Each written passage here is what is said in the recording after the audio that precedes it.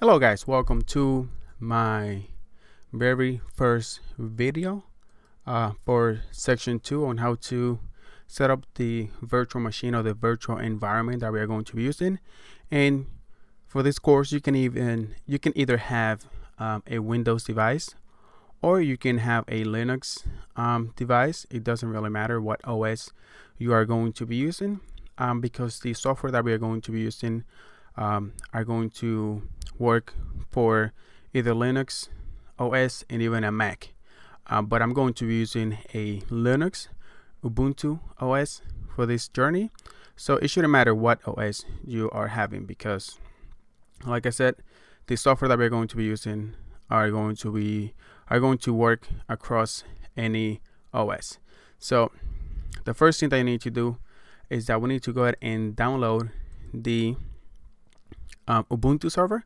The Ubuntu server is what we are going to be using for this privilege escalation, and let's go ahead and do that. So let's go ahead and search for Ubuntu. Ubuntu server. It is the Ubuntu server download. So you want to download the ISO. So here, right here, I'm also going to leave a link on this video so you can go ahead and download it, so you don't even have to search for it. There you go. You can go to either see alternative downloads. Let's see what they have. So we want to download let's go ahead and download the server 64-bit for Ubuntu. There we go. So this is for the torrent. Never mind, we don't want a torrent. Okay, so look at that, that's the incorrect one. Download the network installer. There we go, this one. No, do a nano. Let's go ahead and just go standard downloads. That's fine. And Ubuntu server, let's just go ahead and go back to the main. So if you go to ubuntu.com/download/server, you can go ahead and download it from here. You need to make sure that it is the Ubuntu server, because that's what we are going to be working on. We are not going to be using the Ubuntu desktop. It's the Ubuntu server. You can see right here I am downloading the 64-bit one, .iso, making sure that it's the ISO, and you want to go ahead and save it. Everything goes to my downloads. It is right now downloading, so that is great. Another thing that you need to have to download and install is VirtualBox. So VirtualBox download, just search for VirtualBox download, and over here downloads, I'm also going to add the link for this so you can go ahead and download it. You can see right here it works for Windows OS X, so for Mac, Linux, and Solaris also we can do it. I have a Ubuntu Linux device, so I would go ahead and download this one and install it. You can also install it from the CLI, a lot easier. If you know how to do that from the CLI of Linux, you can go ahead and do that. For Windows host, Mac OS, you can go ahead and pick whatever you want. So after you go ahead and download the VirtualBox, go ahead and install it, and also go ahead and download the server. But before you start the next video, make sure that you have the VirtualBox installed and that you have the Ubuntu server downloaded into your computer. Hello, in this video we are going to be setting up the Ubuntu server with the VirtualBox.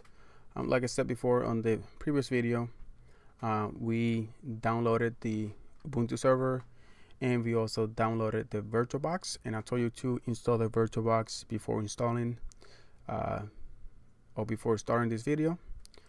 If you haven't done so, go ahead and pause the video and install the VirtualBox. But if you haven't installed, go ahead and keep going with this video. So the first thing that we want to do is we want to go to new, and we want to create a new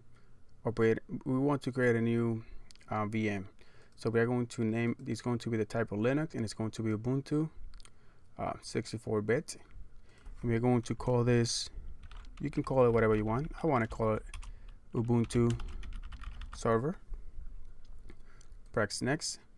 You want to give it at least 2 gigabytes so it can move a little bit faster. If you can't, you should be able to do it with just 1 gigabyte. That should be fine, but since I have plenty, I'm going to give it 2.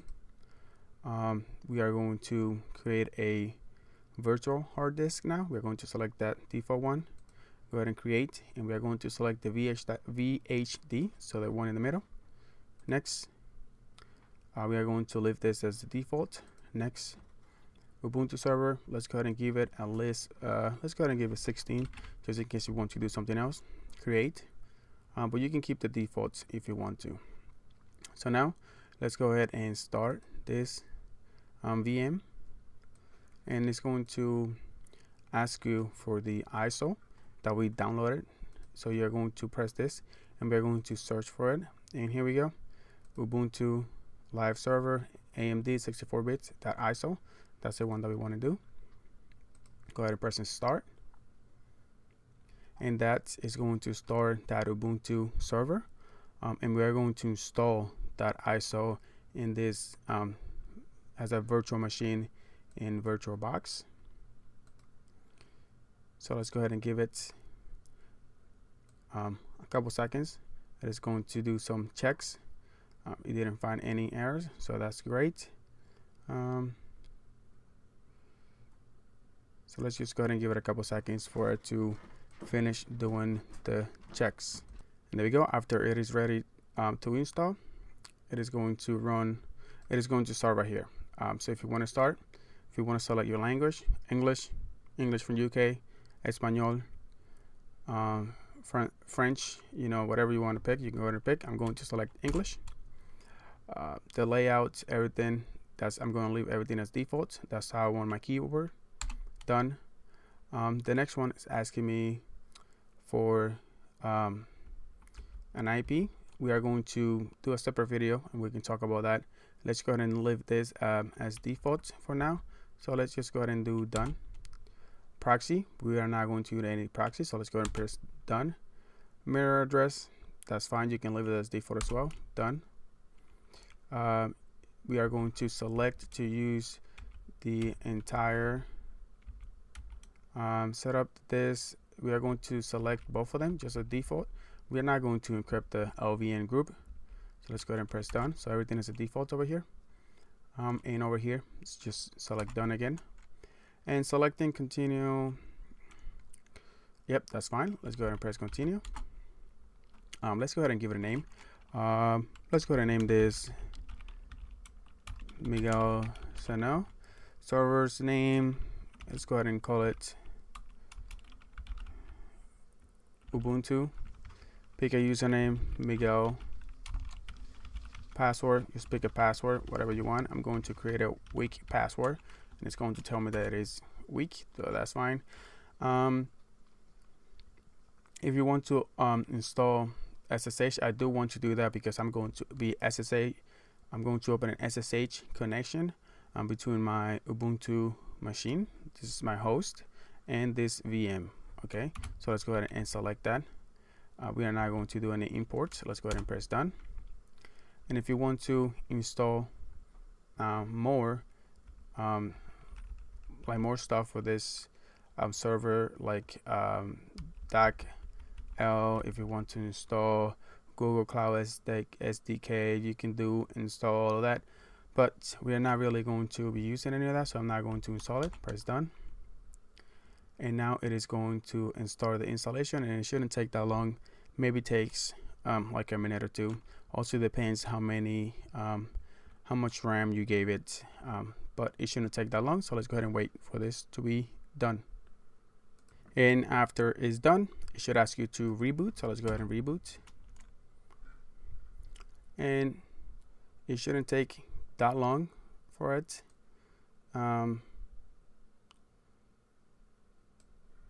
It failed to unmount CD-ROM. Okay. There we go. Let's go ahead and make it. If you make it bigger. Okay. Let's go ahead and wait to start. It is right now running. And it is trying to start. So let's go ahead and wait for that. It shouldn't take that long.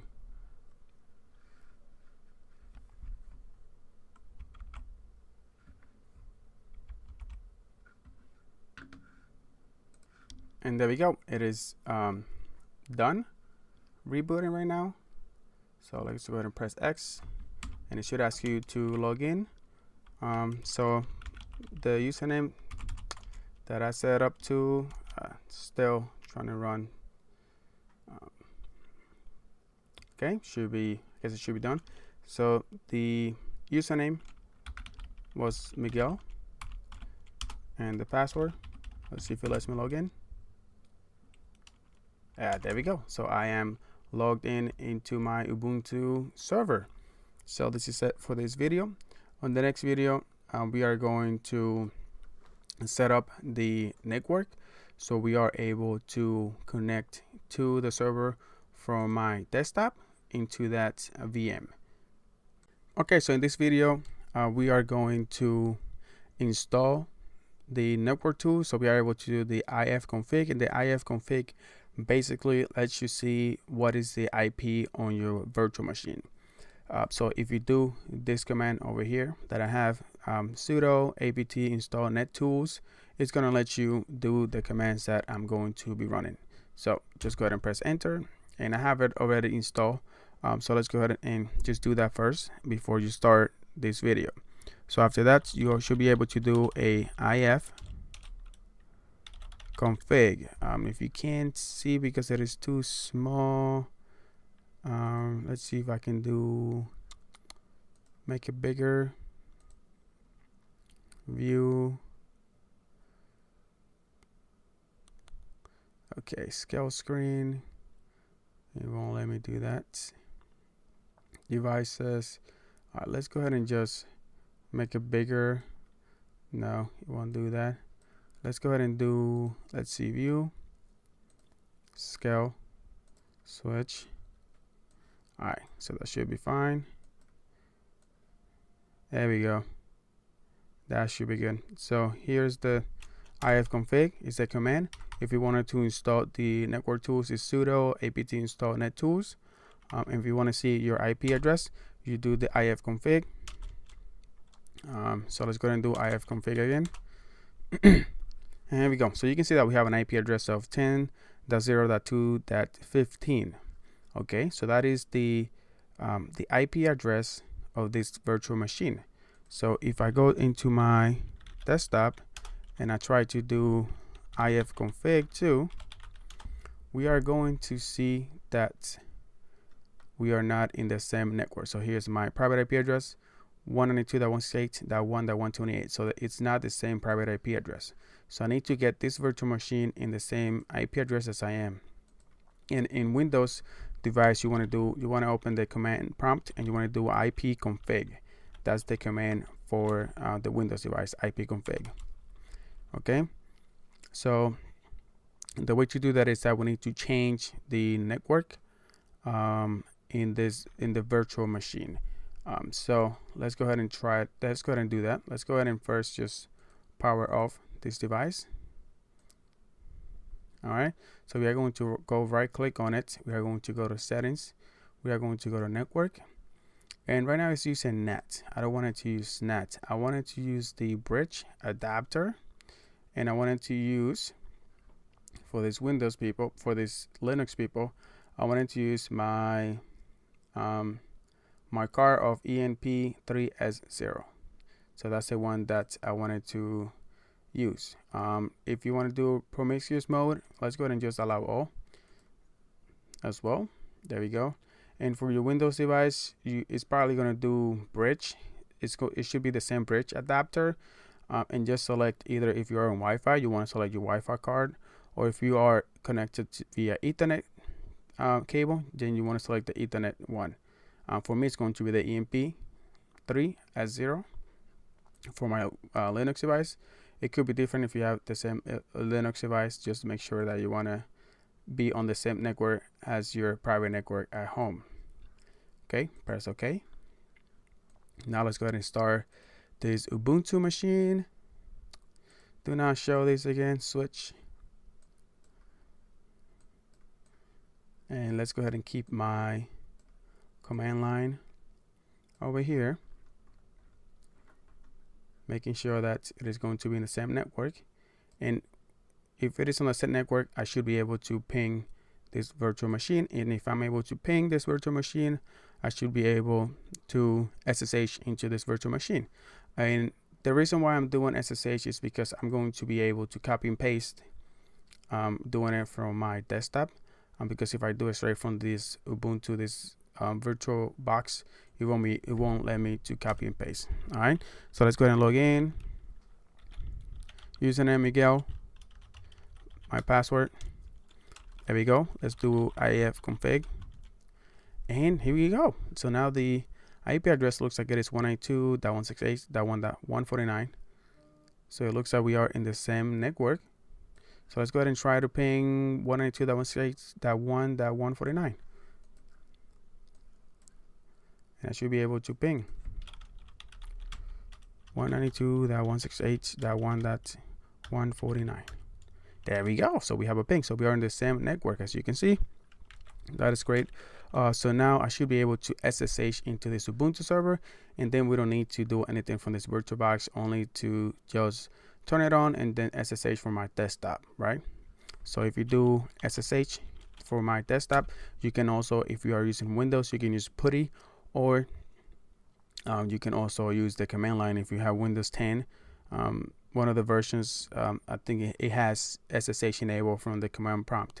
So you can do the same command over here, SSH. Then you want to give it the username that we used to log in into the Ubuntu server. Then we do the @ and then we provide the IP address where we want to remote to, which is for me 192.168.1.149. It's going to ask me if I want to accept this key. Let's say yes. Password, the same password that I used to log in into Miguel, and there we go. We have remoted in into the Ubuntu server, so we don't need to use the VirtualBox anymore. We can just leave it running, and we can use our desktop to continue with the videos. Hello, in this video we are going to be setting up bad permissions for the password file, and the reason why I'm doing this is because I want you to show you where it's coming from, where this exploit comes from. So I want you to explain you guys how it happens, and you know why it happens. So the first thing that we're going to do is that since Miguel has the root, it has root access, we want to create another user that has no root access. So you can see how we can do an escalation from a user who has no root access or no admin access. So let's go ahead and do a sudo. Sudo means that we are going to we are going to use admin permissions, right? So, and the command for this is user add, and we are going to be adding a user. The name or the username of this user is going to be just user. So sudo means that we are going to use admin rights, which Miguel has because he's in the root group, and also we are going to do this command, which is user add, to create a new user. Press enter. Let's go ahead and enter the password for Miguel. Done. So we have added a new user by adding sudo user add, and then to create a password for that user, we can just do a sudo passwd.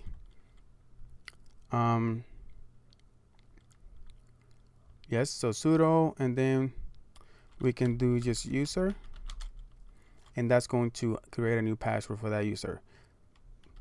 Enter the password, repeat the password, and there we go. So we have successfully created a user called user, and we also created a password, right?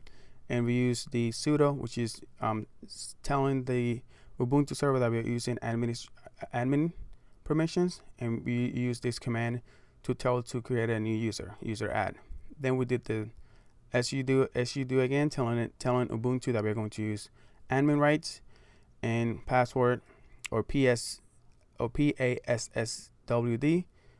telling that we are going to create a new password for that user. And there we go. It let me do that because I do have admin rights and I'm able to do such thing. Okay, so after that has been done, what we need to take a look at is at the permission for the password file, and the password file is where the users are stored. So that's where all the users are stored, and sometimes you can even find passwords inside this password file, and that's why it needs to be protected with the permissions. And the way that you can see the permissions of such file is by doing an ls -l, and then you want to go to the password file by going like that. You press enter, and that's going to give you the permission. So right now you can see that the user, the person that created this, has only read and write, and the group has read, and everybody else has read access only. So the root right now is the only person who has access. And let me go ahead and show you a picture so you can take a look at how these permissions are done. So over here, and the way that we change the permission is by doing a chmod, and you can see how the permissions goes. So you can see that the password file has to read RW for the user, and then for the group it only has R. So if that whatever that person belongs to, the group that belongs to, only has read access, so it's only able to read, and then anybody else, any other user, is also able to read it, but it's not able to execute, or it's not able to write to that file. Now if you want to change this, since you are the admin, you can go ahead and just give it a read, write, and execute for everybody else, and that's how this private escalation is going to take place. Right, you can see it right here, RWX, and it means that we gave 7 to the first one, which is a user, 7 to the group right here, and another 7 to the W, and then we are going to provide the file. Now if you just want the user to have read and write and execute, and the group to have read and write and execute, then you can do a 775. If you want, just give a 755, which is just read and write and execute for the user who created the file, and just read and execute for that group, and also read and write and execute for everybody else, then you can have a 755, and then you give it the file name which you want to change that permission to. And you can see how this is done, and you can see that for the, you can put it right here, and you can see for the etc password, for the password file, you can see that they gave it a RWRR, which means that the owner, the user, the owner of the file, which is a root, is able to write and read. So we can change it by being the root, right? And you can see also how down here how the numbers are done. And what we're going to be doing is we are going to be changing this the permission so anybody can read and write and execute. So we are going to give it a 777. So we are going to do a chmod 777, and then we are going to specify the etc password. So that's how it happens. You know, sometimes people do it by accident, or they just I don't know, right? you never know how it happens, but it could happen. So if you do a you want to do a sudo chmod, and we're going to give it a rewrite and execute for the owner, and then we're going to give it a rewrite and execute for the group of the owner, and then we are going to give it a rewrite and execute for anybody else, so anybody else can do that. So we are going to specify the file now, and the file is going to be etc password. There we go. So that has been changed. And now if you do another ls -l etc passwd, now you can see now that the user who created the file has read, write, and execute, and then you can see that the group of that user also has read, write, and execute, and you can see down here that anybody else is going to be able to read, write, and execute this file. Now if you want to see the group where the user belongs to, the user that we created, which we just named it a user, it doesn't have root access, So before, the user was not going to be able to write to this password file. It was only going to be able to read it, so that we were going to be able to read it. But now, since we changed the permissions to rewrite and execute, now this one right here, this user right here, is going to be able to read, write, and execute, and then it can be able to modify this password file, and it's going to be able to do a privilege escalation by creating a new user and giving it root access, and that's how your system can get compromised. So if we do, let's see, we can do to take a look at what groups each user belongs to. What you could do is not a cat. We need to do just groups. If we do groups and we see user, you can see that this user does not belong to any groups. But if you say groups root or roots groups root, you can see that the root the root belongs to the root group, right? But if you do a groups Miguel, you're going to see that Miguel has access to the SUDO, which means that he has admin access. He has access to the CD-ROM, ADM, DIP, and all of that. So therefore, if we create any user, if we go ahead and create a new user by editing this file over here using nano, we can do a privilege escalation, which is what we are going to be doing on the next video. What we're going to be doing is we are going to log in as user, which has no groups or anything, but he has rewrite and execute for this file, which we are going to be modifying and creating.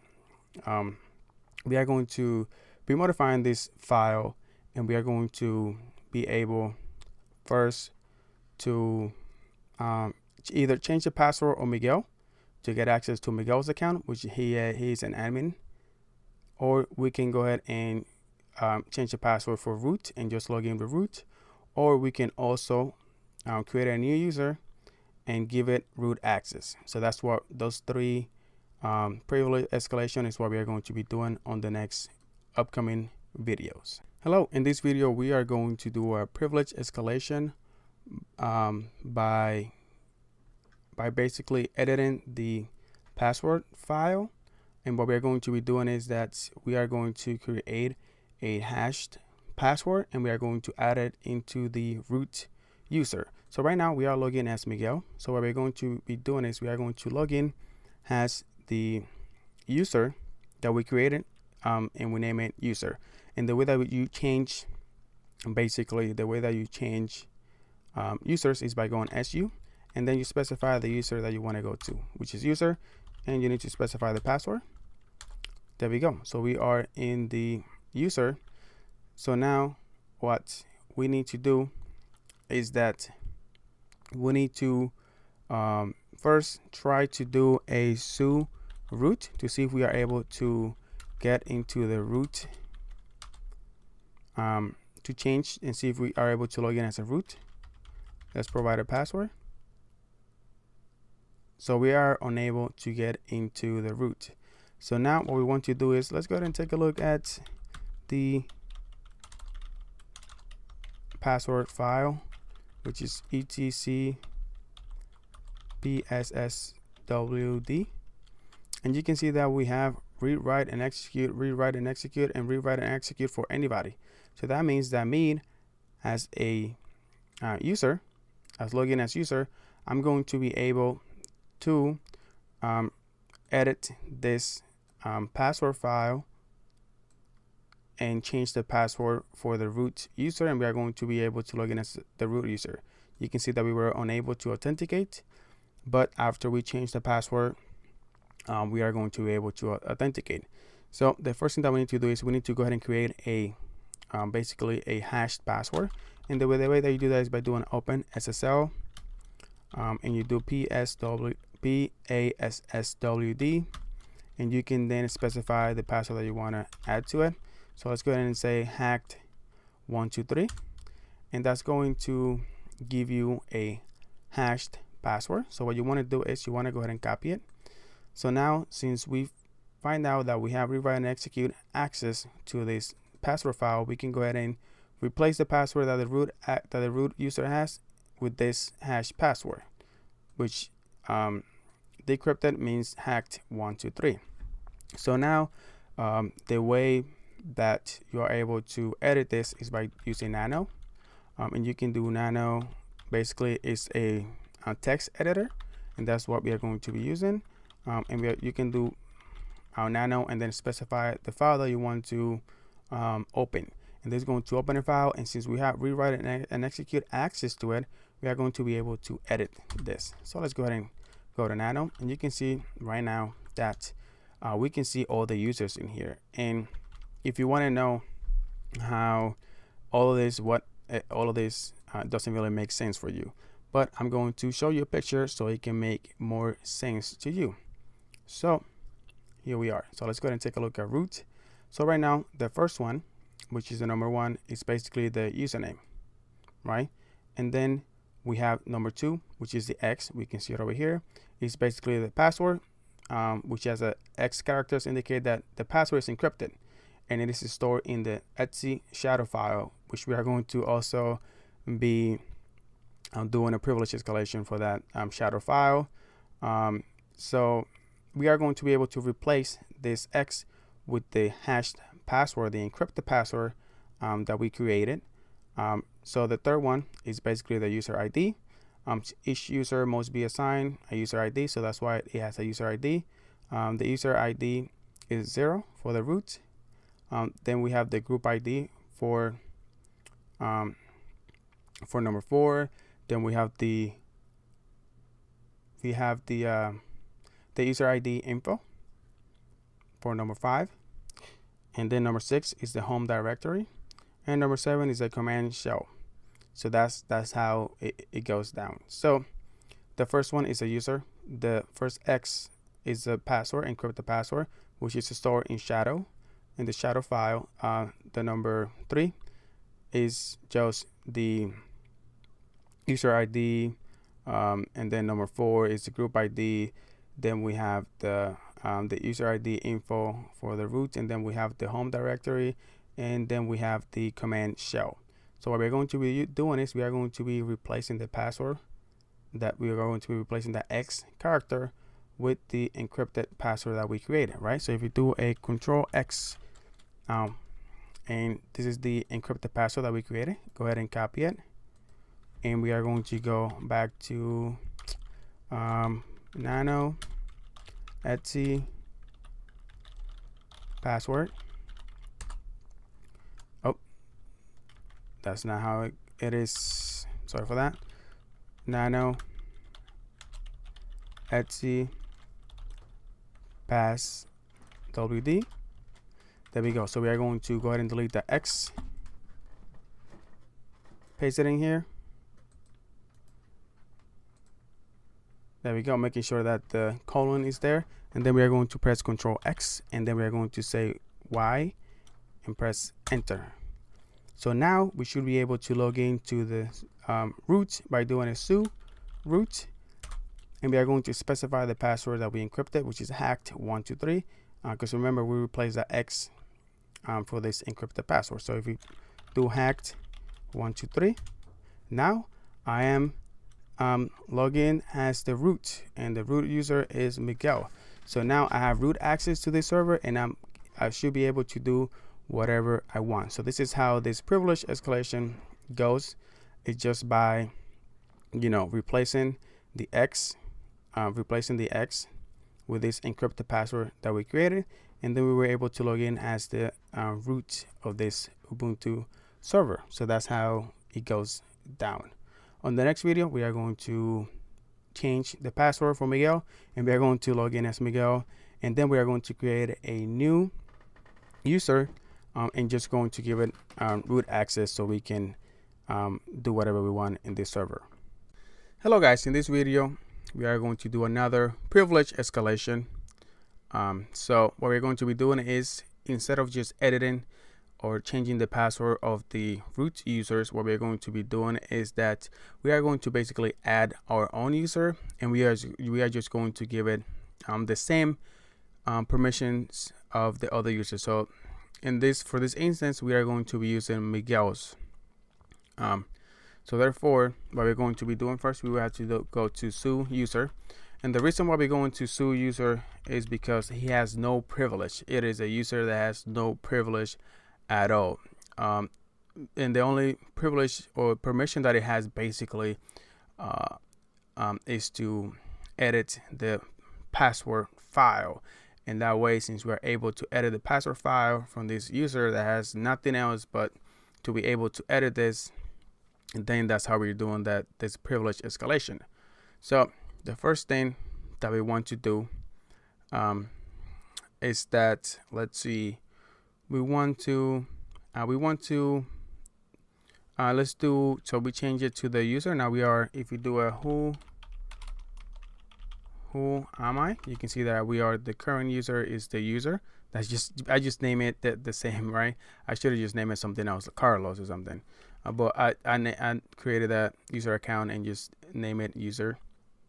Okay, so now what we want to do is that we want to go ahead and create an open SSL password. So we want to create another password, and this password is going to be 123456. That should be good.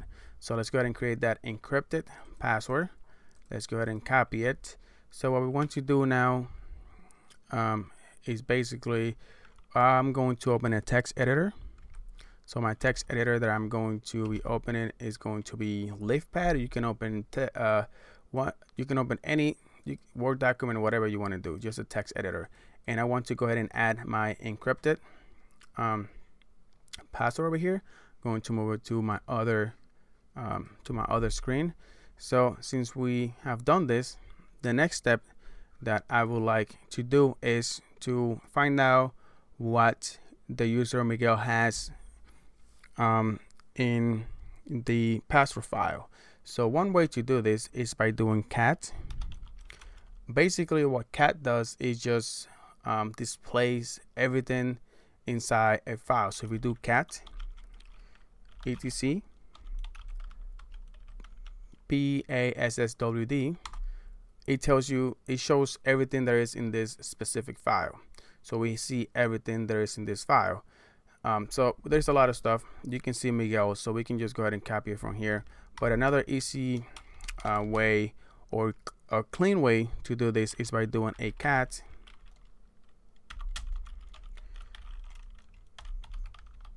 passwd. So basically right now what we're doing is we are going to do a cat to display. If we press enter, it's going to display the same list again. But I want to clean this list, and what I want to do is do a grep. Grep is basically going to search for a specific word that we are going to specify. So I want to search for Miguel, and I want you to display Miguel.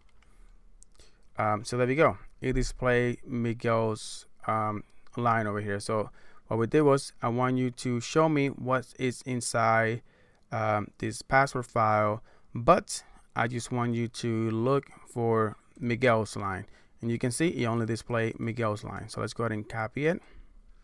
Great. So what we want to do, let's go ahead and open the text editor. You can see that we have that encrypted password 123456. Let's go ahead and paste Miguel's line from the password file. And what we're going to be doing is we are just going to copy it. We are just going to replace this right here with this encrypted password, which is 123456, and we are going to create basically a new user, right? Let's go ahead and say new Miguel. So it is a new Miguel, and then we are going to leave everything as default, right? We are going to use Miguel's. We are basically going to use Miguel's profile, but the username that we're going to be using is new Miguel. To do this, so we can just go ahead and delete that encrypted password, new Miguel. So now we are going to just go ahead and copy this, and what we want to do is we want to add this to the password file. So if we do now a nano, so we can edit that password file, etc passwd. Okay, then we are going to go all the way to the end, and we are going to go ahead and paste this over here. So what is this going to do? Well, let's go ahead and bring basically this picture over here. We can see Miguel all the way at the bottom. So the first line is the username. So we specify that we're going to use this username as new Miguel, right? New Miguel. Then number 2 is the password. So the password that we encrypted, hashed it 123456. Then we have number 3, which is the, what is it? Number 3 is the user ID. So we are going to use Miguel's user ID. Okay, so we are going to be logging as new Miguel, but we are basically going to be using Miguel's user ID. So we are going to have the same privilege. And then number 4 is the group ID. So we are going to be using Miguel's group ID. So we are going to be able to do anything Miguel is able to do. So you can do it like that, or you can even, right? So we're going to have access to everything Miguel has if we do it like this. Or what you could do is, if you go to the root user, you can just go ahead and copy it as the root user and do the same account as the root user. So even though, let's go ahead and just am I able to, let's go ahead and do another, but we are going to go ahead and remove everything. So we are going to call it new root, and we are going to go ahead and copy everything over here all the way to this dot.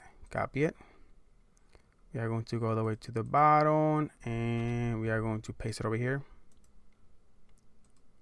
All right, so let's go ahead and delete this tool. So right now we are going to create a new Miguel, which is going to basically copy Miguel, and then we are going to create a new root, which is basically going to mimic the root, right? So whenever we do a who am I for this user, whenever we log into this user, oh, I forgot to add the password. So let's go ahead and add this password over here. So we have the, let me making sure, if we take a look at this picture, we can see 1, so 1, 2. So we need to go ahead and add an X over here. So if we do it like this, and then add the copy this same password 123456 for both of them, there we go. So we are going to be logging in as Miguel. We are going to use Miguel's profile if we use new Miguel. If we log in as new root, we are going to be using the root root user. So let's go ahead and do a Control X to exit, and then a Y to save it, and then enter to be done. Now if I do a SUID to change the username and do new Miguel, and if you log in with the 123456 password, now we're able to log in as Miguel. As you can see right now, even though we specify that we are logging in as new Miguel, we're still going into Miguel's account, because we basically mimic, right, everything there is in Miguel's account. We just specify a new username, but we are using the same home directory and all of that, and bash and shell account and all of that. So we are logging as using the username new Miguel, but since we're using Miguel's directory and user ID and group ID, then we are logging in as Miguel, basically, right? If you do a who am I, it's going to tell you that you are Miguel. There we go. Now if you do a SUID new root, we enter 123456 because we did the same password. You can see right now that we are logging in as root. If we do a who am I, it is going to tell you that you are the root, even though you log in as root. So this is how another way that you can basically do a privilege escalation, right? If you don't want to use the same accounts, you can just create your own account and just mimic the accounts that have admin access or root access, and even create a new account and mimic what the root account has in there. So that's how you are able to do privilege escalation. So how will you secure this password file so it doesn't get exploited with a privilege escalation? Well, let me go ahead and show you the picture again. which one will you pick? Will you pick 777? No, because that's the one that he currently has. Will you do a 775? Yeah, but not really. You can still do it if you are able to execute. If anybody else is able to execute, will you do a 755? I wouldn't do 755. What about 664? Yeah, but you know, the group, if somebody by accident gets access to the same root as the one that created this file, then they are going to be able to do that as well.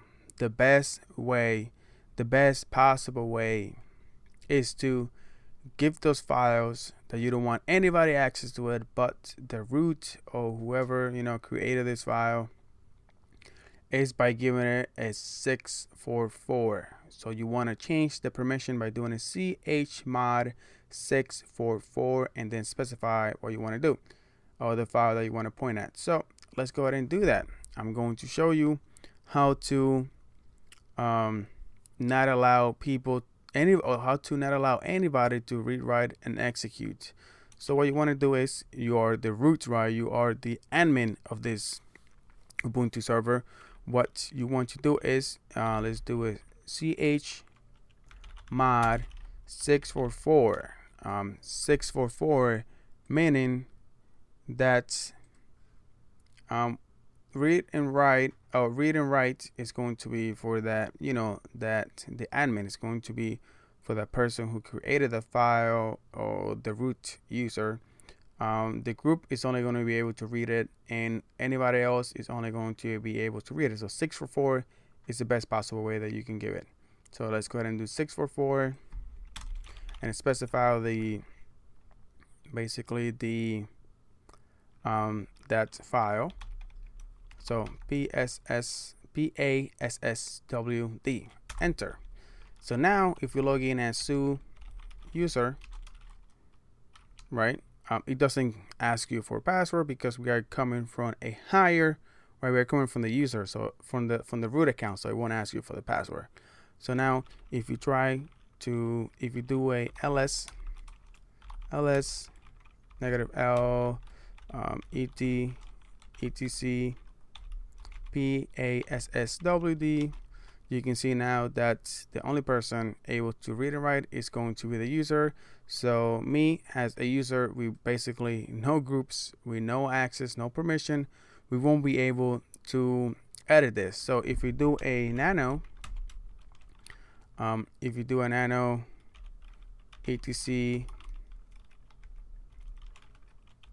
passwd. Okay, so let's go ahead and what we're going to be doing,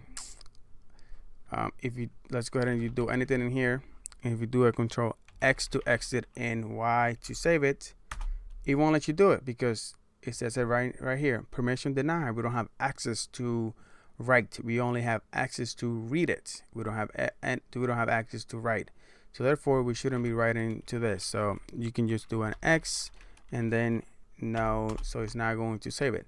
So now this privilege escalation is not going to work because the only person allowed to read and write to this file, it is the root user.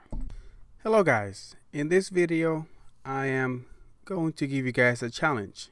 So right now what we are going to be doing is, first of all, we are going to, I'm in the Miguel user. Miguel user has user admin, right? He's a root account. So Miguel is a root account right now. So the first thing that I want to do is I want to, what you guys should do, let's go ahead and do sudo chmod. So we already did that. We changed already the permission on the password file. So let's go ahead and do an ls first to make sure that we did that. Yeah, we did that on the previous video. So let's go ahead and do that. etc password. Okay, so now as you can see, so the root user has the read and write. The group only has read, and everybody else has read access. Okay, so that is great. Now, what I want you to do is go into, I don't know if you name this Miguel or whatever you name it, whenever you configure your Ubuntu server.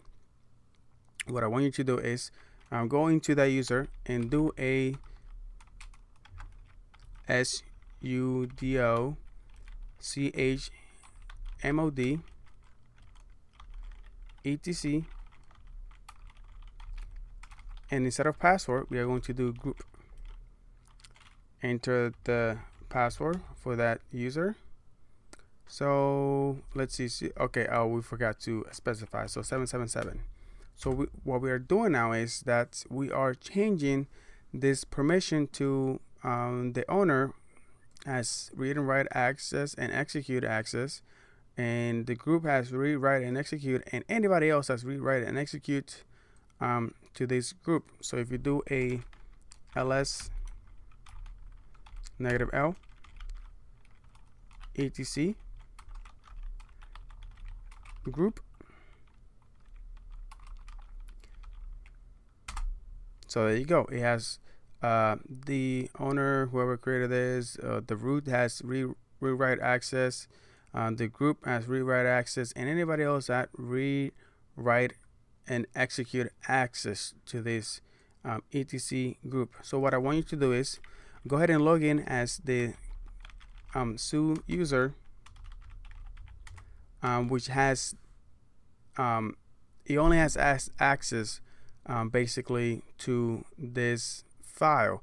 So what I want you to do is, before you see my my next video, is go ahead and try to do a privilege escalation, right? Go ahead and see if you could do a privilege escalation just by editing this file called group. If you're able to do it, that's great. If you cannot do it, just go ahead and watch my next video, and I'm going to show you how to do a privilege escalation whenever everybody has read, write, and execute access to this file. So please go ahead and pause this video and try to do a read, write, or try to do a privilege escalation to this file that we have read, write, and execute access to it. Remember, the user that we created, which we are logged into right now. So if you do who am I,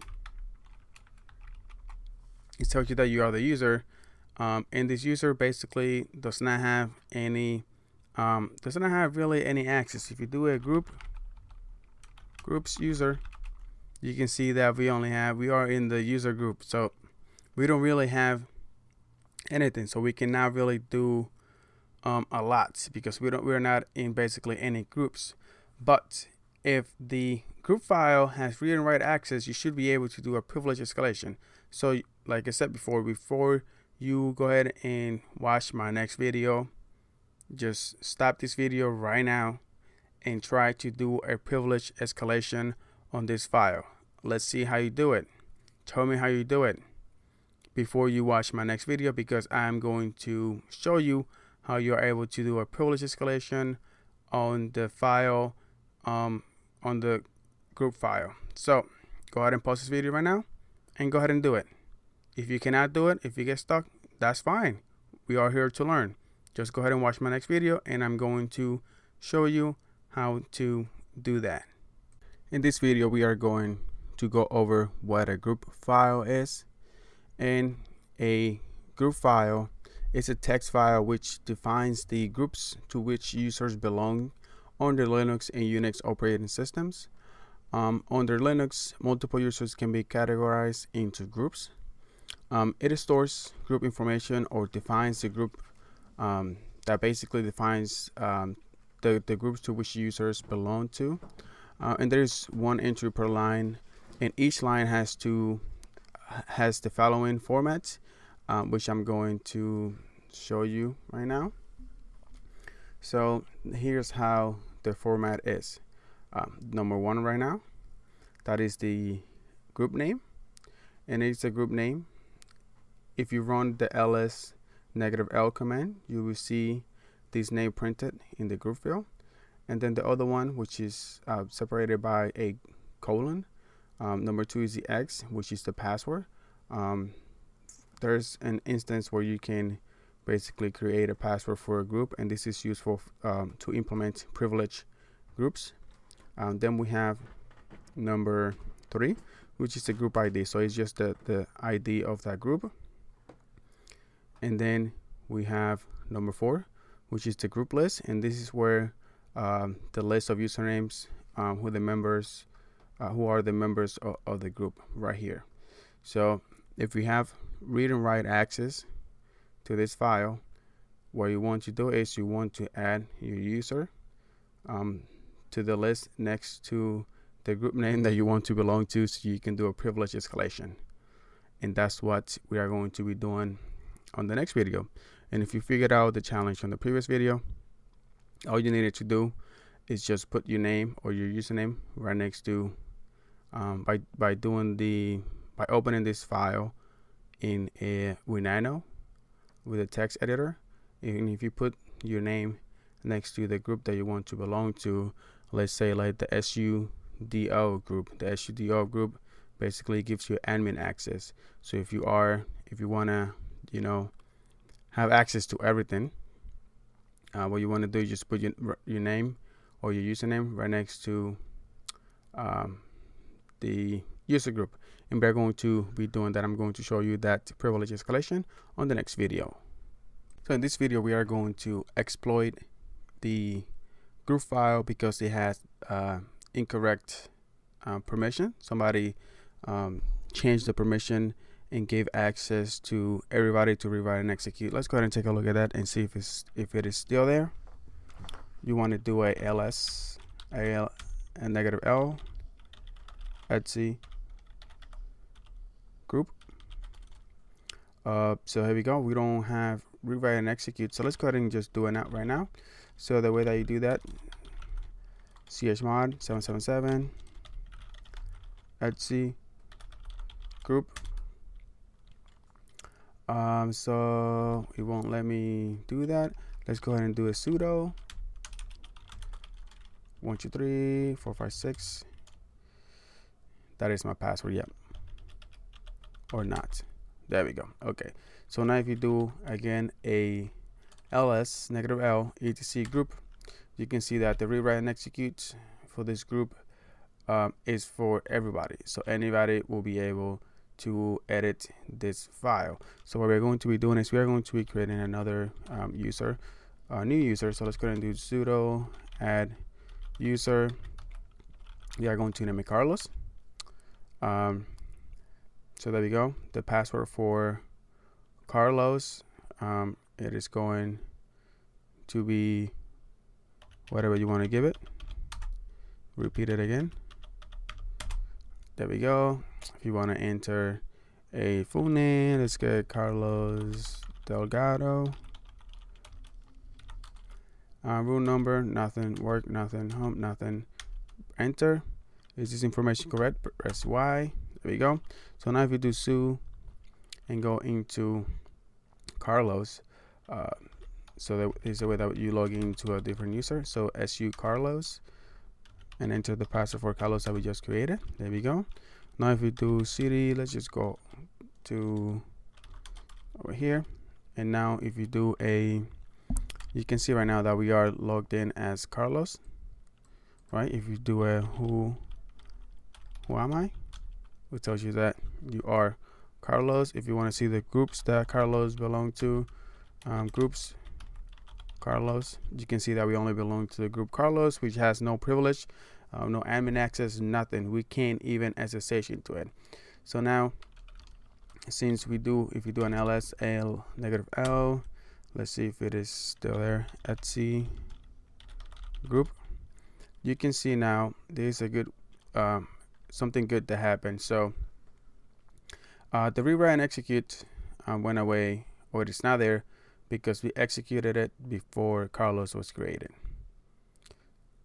So therefore we are not going to be able to do that. So what you need to do before you want to practice this is that you want to create the user first, and then you want to change the the permission. So we have to go back to Miguel,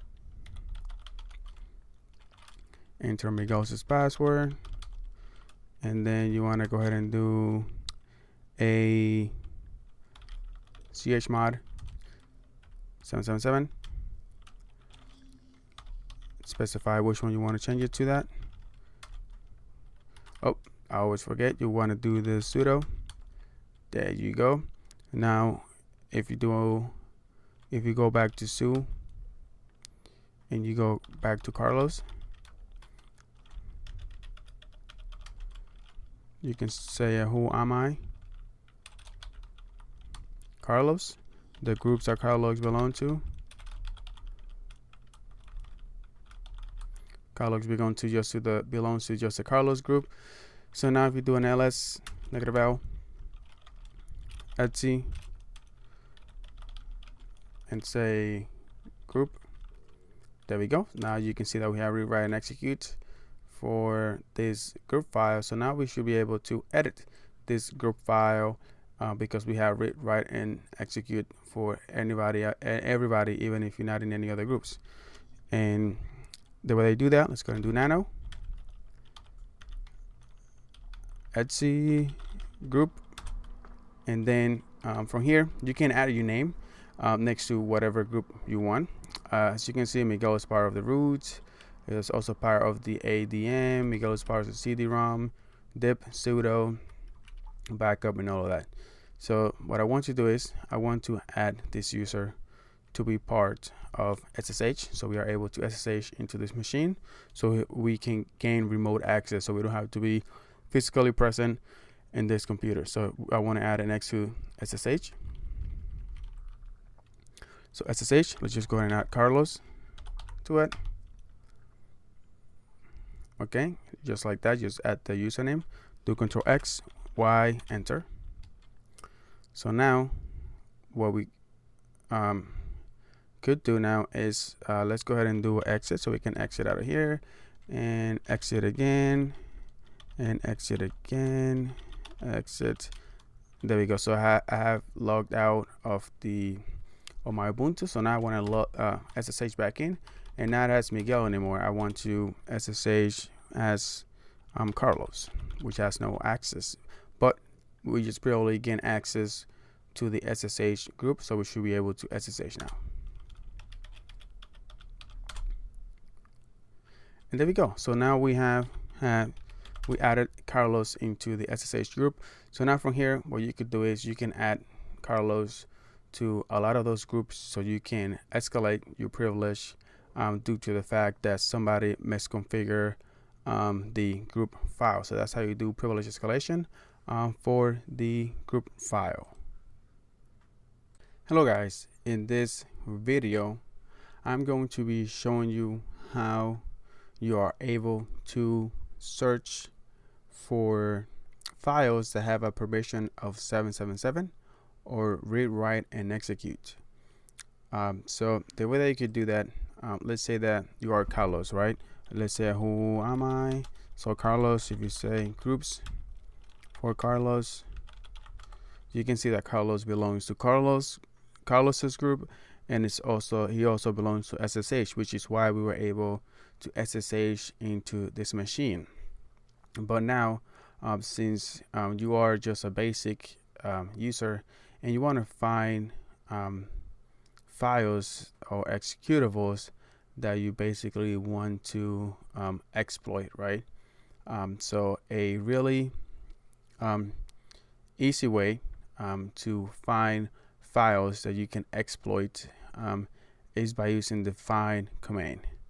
And the find command, if you do find and then you do the / bottom left top right space, what this is doing is, if you do a find and just this, it is going to look for any file, folders, directory inside your home or in your entire basically drive. It's going to search for everything. But if you go ahead and give it a type of -F, this means that we are only going to be looking for files. Okay, we're not going to be looking for folders, just specific files that have this permissions that I want to give it. So then, oh, it's not negative F, it's just F, and then negative perm, meaning that I want to search for this permissions only. So since I don't have access to anything, I want to be searching for 777, which means rewrite and execute for the owner, rewrite and execute for the group, and rewrite and execute for anybody else. And then if you press enter, as you can see, it gives you a lot of errors or permission deny, permission deny. And one way to clear this up, let's go ahead and do clear. One way to clear this up is by, at the end of this command, you want to do a 2, then you want to do this, and then you want to point it to the TMP null. You don't have access, so we don't have access to this, as you can see right now, because you need to, okay, what if you just point it to that? Okay, let's point it to the home directory. We don't have a home. Let's say home, not home user, home Carlos. Still, Carlos doesn't have a bash. So if you cannot clear this up, let's see, if you press enter, they're going to give you an incorrect syntax. So therefore, what we could do is point it to, let's go ahead and before we do that, let's go ahead and do a, basically let's do a touch, and what touch is going to do is going to create a file for you, and we are going to put it in the home Carlos, and inside home Carlos we are going to put just null. So if you do a ls, and if you go to home Carlos, you're going to see that file that we created over here, right?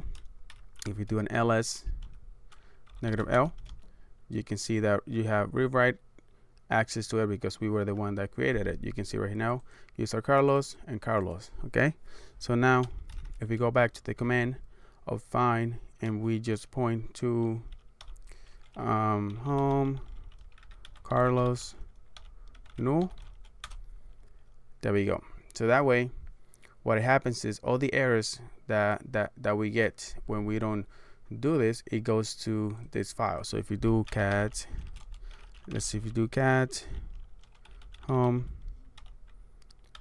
Carlos null, you can see that all the errors that we got when we were doing the find, it just put it there. So therefore, what this basically does is just it cleans everything up for us, right? So let's go ahead and do a clear. Okay, and then let's go ahead and execute this again. So again, we are doing the find, and where are we looking? We're looking in the entire directory.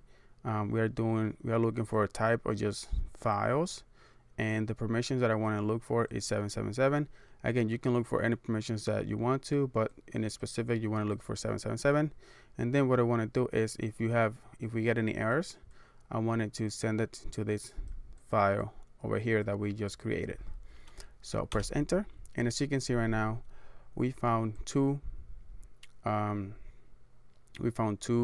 files that we have read, write, and execute access for anybody else.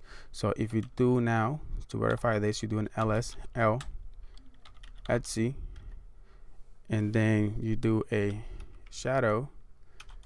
You can see it right now. It has read, write, and execute access for everybody. For the you can see right here for the user, for the group, which is shadow, and then for everybody else. Okay, and if you also do it for a group, you are going to see that we do have read, write access and rewrite and execute access to it. So that's how you are able to find to look in the entire directory for a type F, which is a file, and with the permission of this. And then if any errors that we get, we just want to send it over here, so we get a really clear output of what we are looking for, and then we verified with the ls-l. So now in the next video, we are going to exploit the etc shadow. The etc shadow is where Linux stored basically the password of every single user. So we are going to be creating a new password, and we are going to be adding the password there. In this video, we are going to do a privilege escalation on the shadow file, and the shadow file is basically the one that stores password for all the users in a Linux OS. So on the previous video, I showed you how to find those read and write and execute for anybody, and the way that we did that was by doing a find. We did the entire directory, then we did the type F for file, but then we did the perm, which is the permission, and put 777, and then we said that if we get an error, please send it here. And we got this. As you can see, we have the shadow and also the group files are both rewrite and execute for everybody. So the one that we want to take a look is at the shadow. So let's do an ls-l etc shadow. And as you can see over here, we have rewrite and execute access for anybody. So this command actually worked. So that is great. So what we need to do is, if we do a nano, or before we do that, let's go ahead and do a cat to see what we have inside this file, etc shadow. So you can see that we have a couple of users that have some we have some passwords in here. As you can see, after the username Miguel, you see that we have a colon to separate the password.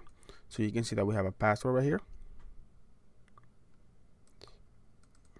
Okay, so this is the one that we need to change. If we want to change the password of Miguel for us to be able to remote in, then we need to go ahead and do that over here. Or we can also go ahead and just add a password for the root account. So what we want to do is, we want to first go ahead and create a password. So let's go ahead and do open SSL. Let's go ahead and clear this up first. Clear open SSL password. Let's go ahead and just say -1, and then we are going to say -salt, and salt means that salt is basically let's see if I can explain this better. Salt is like a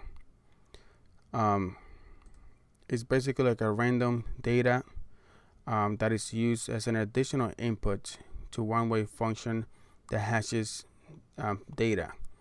It could be either a password or a passphrase, and salts are used to safeguard the passwords in storage. So that's what basically salt is. So we are going to pass it through salt. Salt needs a value. Okay, so let's go ahead and do salt. Let's go ahead and enter the password of hacked123. Now use hacked123.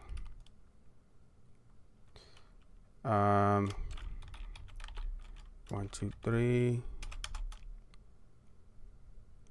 There we go. So here is the password.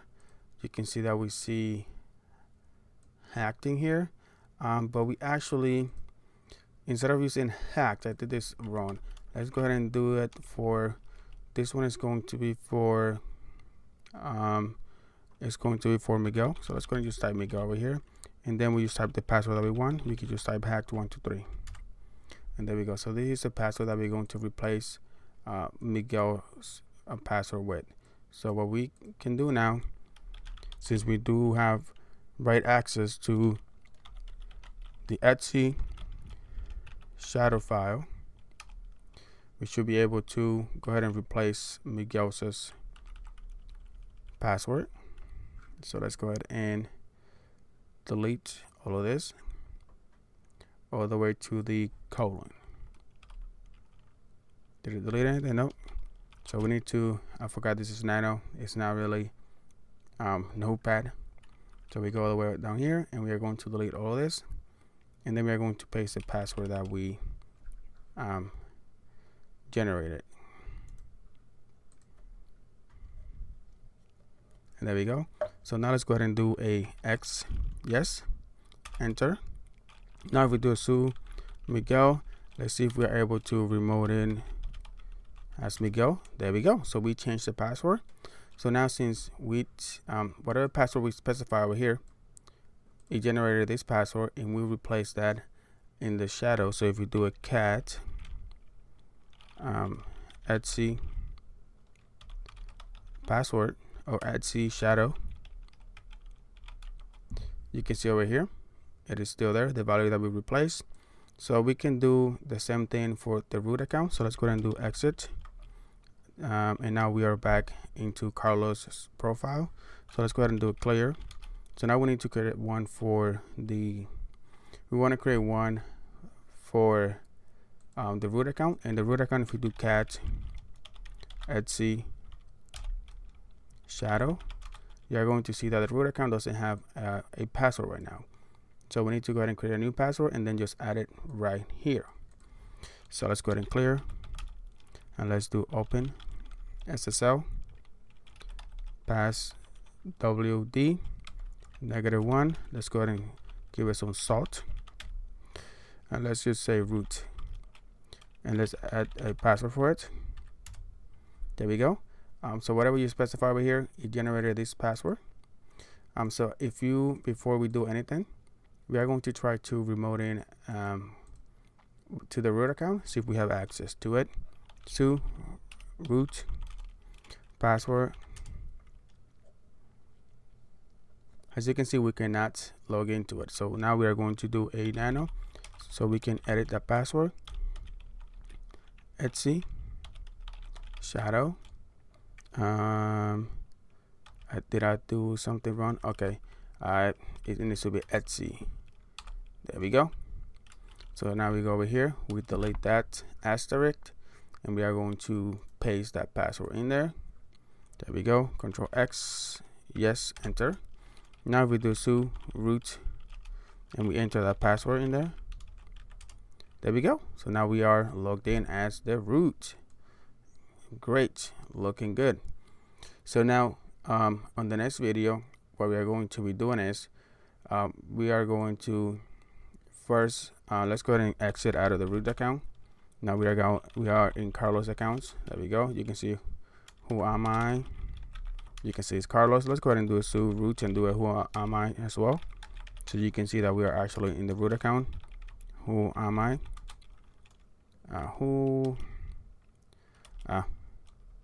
So who am I?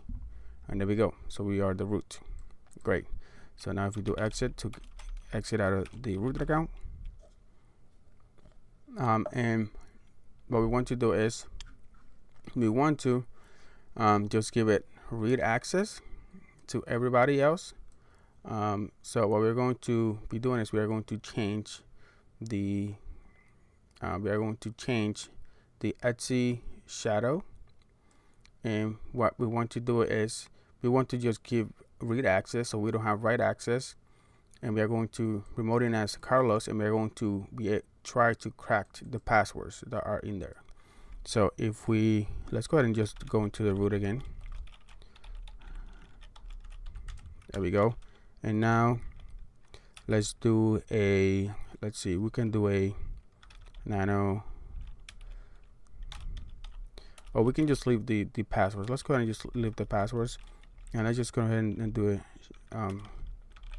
chmod, and then we are going to specify that the only one that's going to be able to write is going to be the owner, which is the root, and the group is also going to be able to write to it, and then everybody else I just wanted to have read.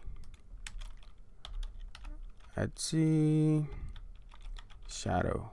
There we go. So now if we do ls l etc shadow. There we go. So now you can see right now, let's see. So read, so actually let's go ahead and change that again. We did that wrong. So if we do 441, actually, let's go ahead and bring up the, let's see what I did wrong. So if we bring up my cheat sheet, which has the picture that I showed you before, you can see that if we give it, oh, I missed it. So it needs to be 644. I put 441, of course, right? So that is the error that we need to correct, right? In this picture, I'm going to be adding it to the to this course, so you can save it and you can refer to it whenever you have an issue or whenever you want to configure something, so to see if you can try to do a privilege escalation. So let's go ahead and do a ls again, and you can see now that the owner, which is the root, and the group, which is shadow, have read and write access, and then everybody else should only have read access to it. So now if we go ahead and just exit out of the root account, and from Carlos groups, he only let's say Carlos only has access to the Carlos group and to SSH. So now if you do a nano etc shadow, and if you try to edit something, like add another asterisk over here and try exit and Y, it won't let you to edit this file because we don't have access anymore. We only have access to see it. But in the next video, since we have access to see it, what we could do is we could get like this hashed password over here, and we can crack it. And when we crack it, we are going to see the plain text password, and we are going to be able to log in as that user. But we are actually going to be doing it for Miguel. Okay, so that is it for this video, guys. I will see you on the next one. Hello guys, in this video we are going to go over how we can do a privilege escalation by looking at the shadow file, and the shadow file is the one that lets us, or is the file where Linux stores the password, but the passwords are always encrypted or hashed. So we need to go ahead, and if we have read permissions, we should be able to take a look at it, and from there we can copy the hashed passwords for each one of those users, and then we can basically decrypt the password, and we are going to be using Hashcat to decrypt the password. So let's go ahead and start. So we can do an ls -l, and we are going to look at etc shadow, and you can see right now that there's a read and write for the root, and read and write for the shadow group, and then read for anybody else. So Carlos should be able to read because Carlos is not the root and it's also not part of the shadow group. We can confirm that by going into groups and going to Carlos. There we go. So Carlos does not have access. He only has access to SSH and Carlos. So he won't be able to do a read and write, but we should be able to read it, right? So one way to do this is by, if you do a cat, or actually let's just go ahead and do nano. So we can open it with nano, which is a text editor, and just do a shadow. So from over here, you can see that we have a couple passwords, and you can see right now it tells you that it is unwritable. We can only see it, but from that we can basically take a look at these passwords. So if we just copy it between this colon and the other colon, that's one password, and that's the password for Miguel. So we can copy that, and we can paste that in another text editor. Like for me, I'm using LeafPad, so we can paste it right here, And then this one is for Miguel. If you want to also do the user one, you can go ahead and copy that, and we can go ahead and paste it in the text editor because we are going to be using it. There we go. So now we don't need Carlos because we already know Carlos.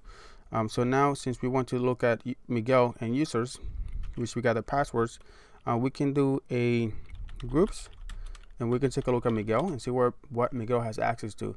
So you can see that he has access to the root and sudo. So we can go ahead and try to decrypt this password. Let's go ahead and take a look at user and see what he has access to. He doesn't have access to anything, so we don't really need to decrypt his password, but I want to just do it so I can show you guys. Here we go. So now we need to identify what is the encryption method, and for that what you could do is you can go to a web page, and I'm going to leave a the link for this web page. So if you copy that password, you're going to be able to know what is the hash that they're using. So for this password, it is using SHA-512 crypt. So we know what we need to use for this, right? And from here, you can even just Google search how to decrypt a password that is SHA-512 crypt, and from there you can basically decrypt the password. But we are going to be using Hashcat. So since we are going to be using Hashcat, what I'm going to be doing is I'm going to open a new tab. Let's go ahead and make this bigger so you guys can see it better. There we go. So since we're going to be using Hashcat, what I'm going to be doing next is that I'm going to be installing Hashcat, and this is my local computer. Okay, this is my remote section to the Ubuntu server. So we can do a sudo apt get install, and we are going to be installing Hashcat.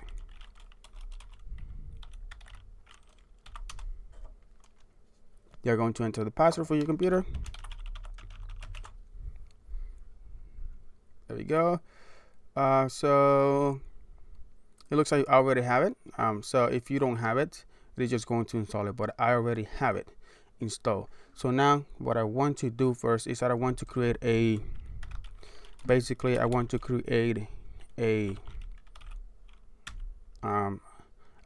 file, and then I want to add the passwords to my file. So I'm going to call this, let's just call it hash pass, and then I want to open hash pass, and in here I want to go ahead and paste this two passwords that I have, copy it and paste it in here. If you want to, let's go ahead and go to home. Okay, so that is good. We can go ahead and do a Control X and Y, enter. So now if we do a cat hash pass, we are going to see that in here. We can see the hash pass content in here, and those are the password for Miguel, and the other one is for the user that we are going to decrypt. And then after we do that, what we want to do is we want to download basically a password. We want to download a file that has a lot of passwords in it, so we can compare with Hashcat, and then we should be able to get a clear text to it. So before we download that, let's go ahead and create another. I want to create another file, and this one is going to be called output pass. That's how I'm going to be calling it. So that's where we are going to add the output whenever Hashcat is done basically decrypting these passwords. Okay, so that is done. We have two. We have one that contains the passwords. We have one that is going to contain the output after it is decrypted. Okay, so now we need to go ahead and download the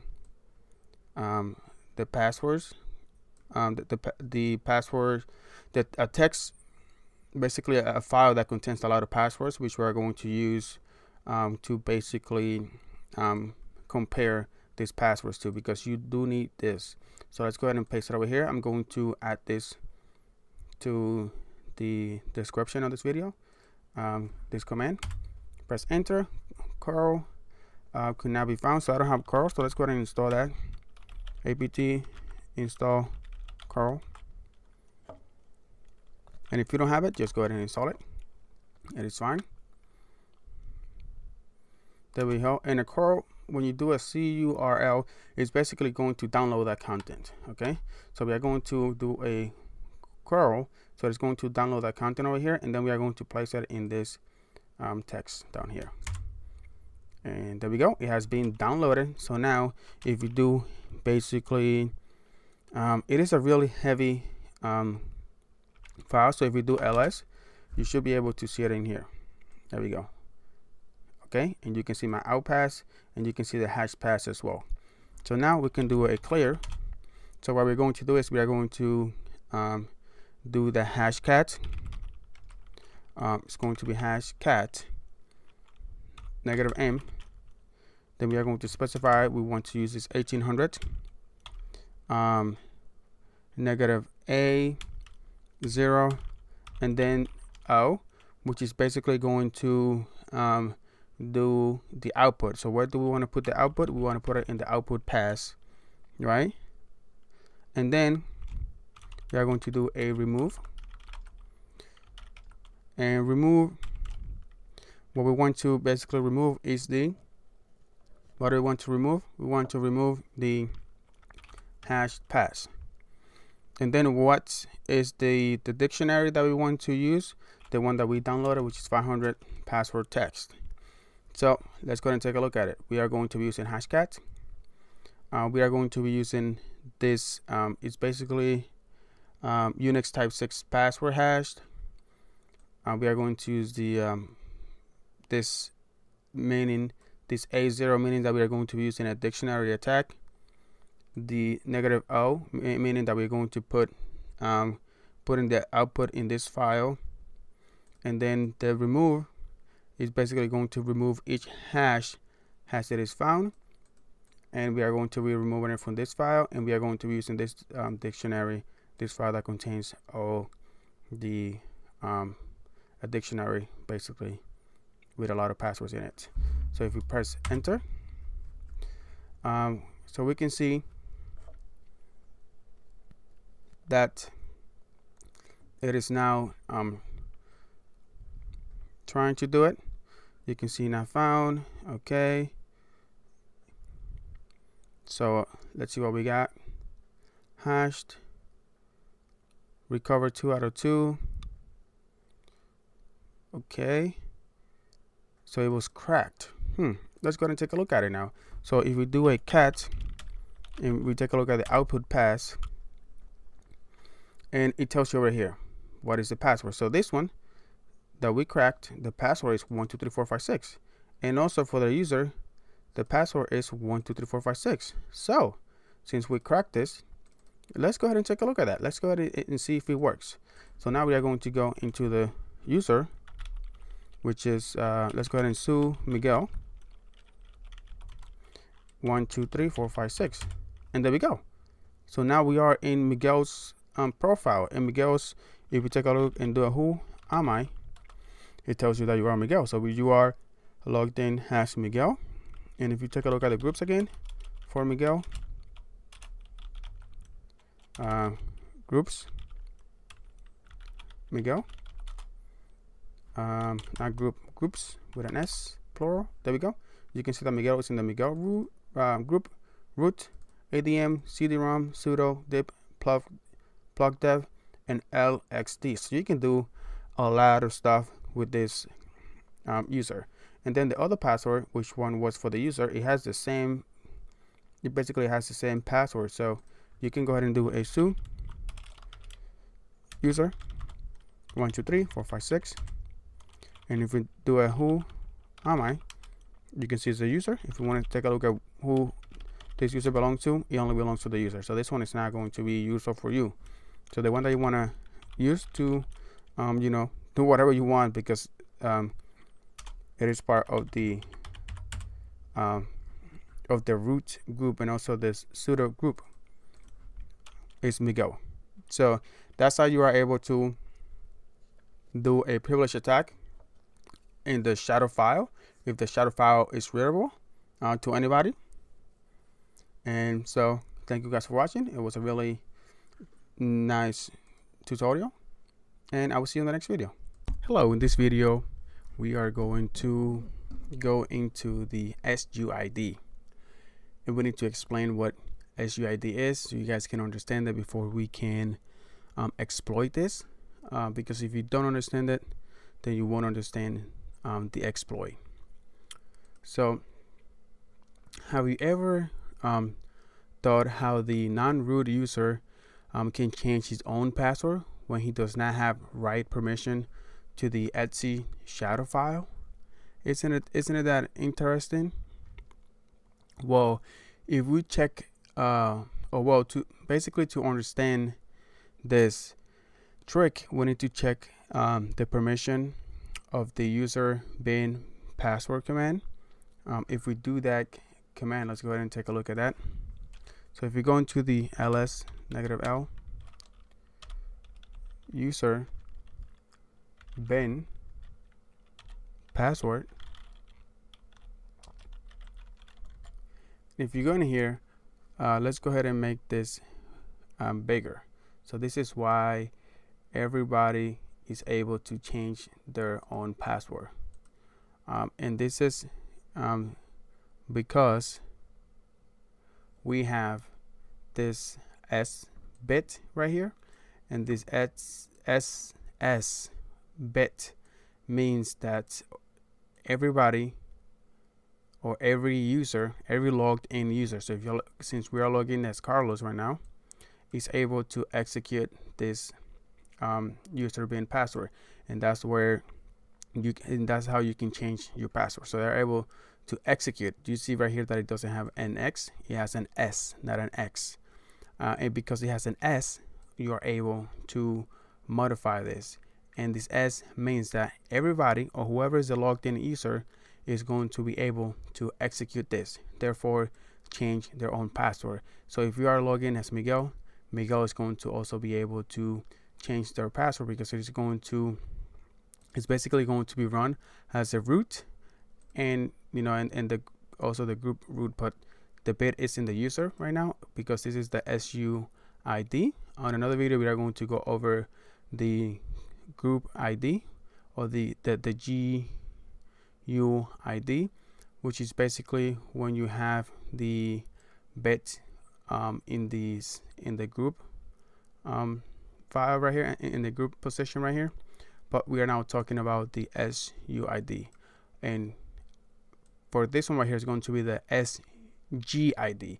This one is the SUID, right? So that's why they are able to change their password, because you are able to execute this as the root because it has the S bit. So let's go ahead and go back to the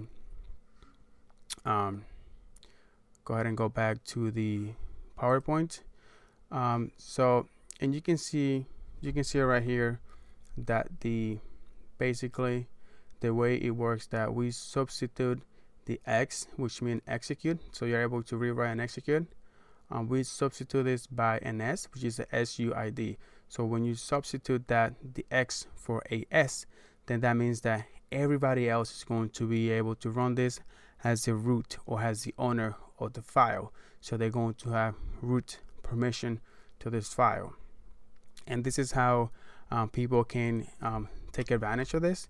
And you know, the SUID set owner user ID up on execution. It's a special type of file permissions given to a file, and normally in Linux Unix, when a program runs, it inherits access permissions from the logged in user basically. So the SUID is defined as has given temporary permissions to a user to run a program file with the permissions of the file owner rather than the user who runs it. So if you run a file or an executable that has the S bit in it, you are going to be able to run a file as you are the owner, like the root or whoever created this file. So that's what the SUID basically lets you run a file that is not yours. It lets you run it as the root, which is really important for you to know.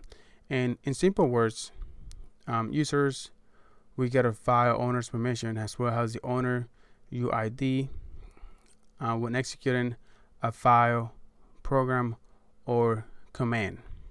Okay, so if you take a look at this picture again, you can see that we have read, write, and execute access. This is when we give a 7.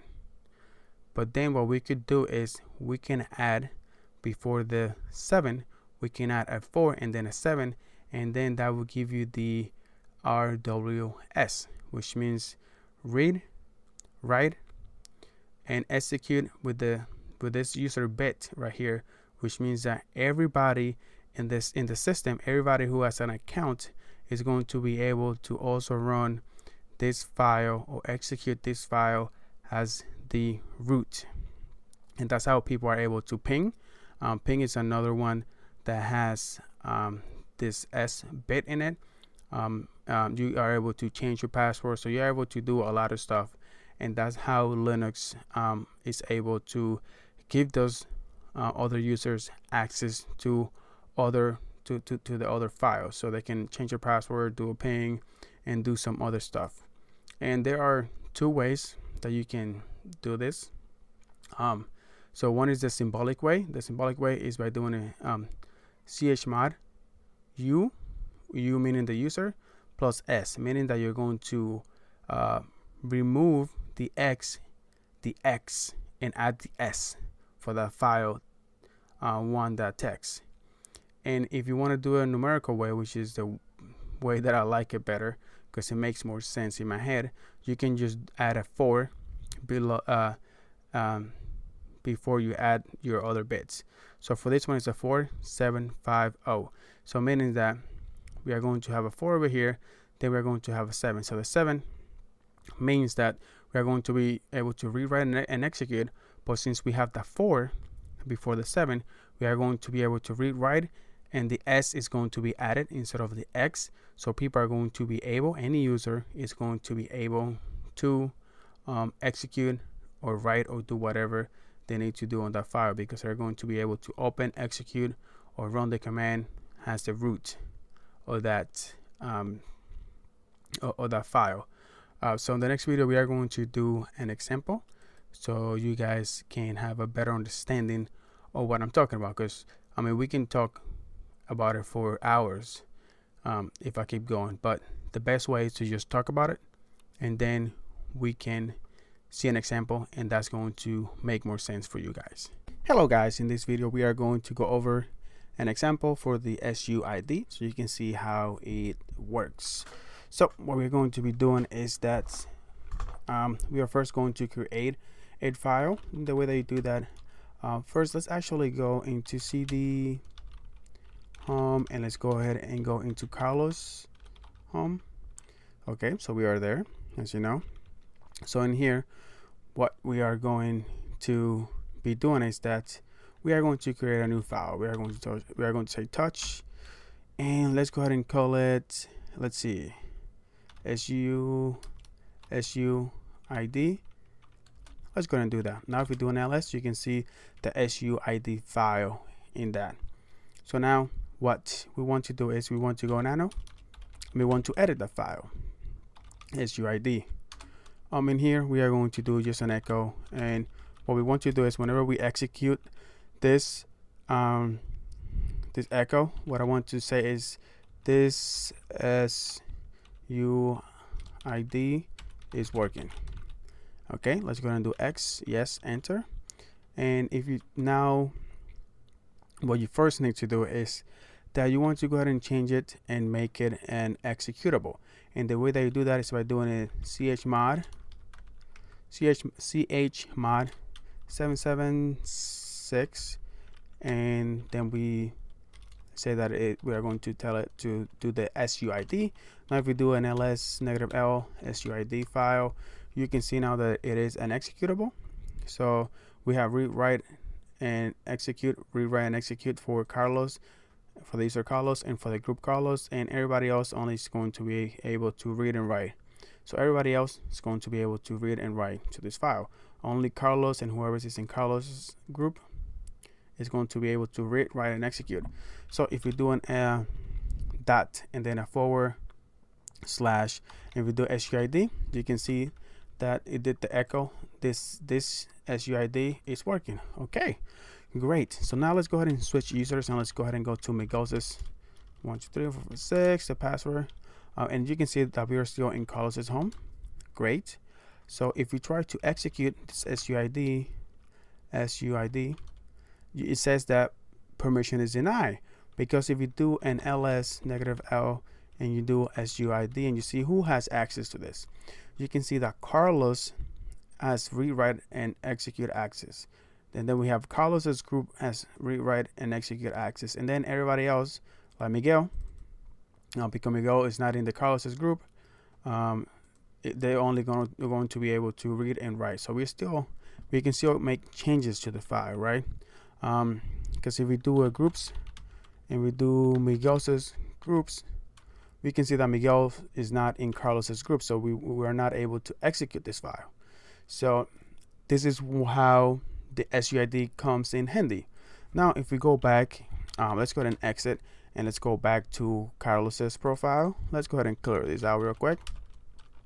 So now if we go ahead, and Carlos wants everybody to be able to execute this file, so therefore we are going to add the SUID.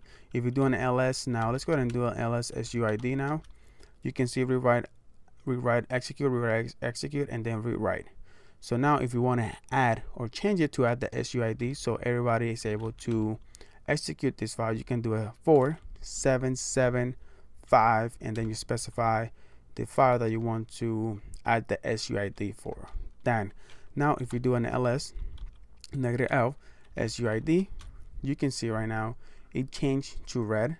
It went from green to red. So now you can see that the X was replaced by an S. So the S meaning that everybody, any user, basically any user in this Ubuntu server is going to be able to execute this file. So Miguel, the user, the root, anybody is going to be able to execute as Carlos. So if we go back to Miguel, so Miguel 1 2 3 4 5 6, the password, and now if we do a dot forward slash and we do SUID, there you go. This SUID is working. Remember before we only had the rewrite and execute, and then we changed that to rewrite and S to add that bit in the user group. So now any user is going to be able to execute this because we did that. Let's see if it worked for SUID user. Let's go ahead and go to another user and let's see what happens. Let's do an ls. Where are we? Yep, we are in Carlos's profile. So if we do SUID, there we go. This SUID is working, and this is for who am I. If you do who am I, user. So as you can see, anybody who has an account in this Ubuntu server is going to be able to execute this file. And on the next videos, I'm going to show you how we can exploit the SUID, because basically it's like giving a 777 permission to a file. If you give a 4775 to a file, you are going to be able to exploit that file because you have root access to the file. So that's what we are going to take a look at, because a lot of people do not know how SUID work, and they are misconfiguring like the password file, and then we are able to exploit. We can also do on nano, we can do on Vim, we can do on numerous applications and files and folders that we can basically maneuver. So this is it for this video, and I will see you in the next video where we are going to be exploiting SUID. So in this video we are going to exploit do a privilege escalation with nano, because we found that nano is able to, and we're able to execute nano as a root user from any user.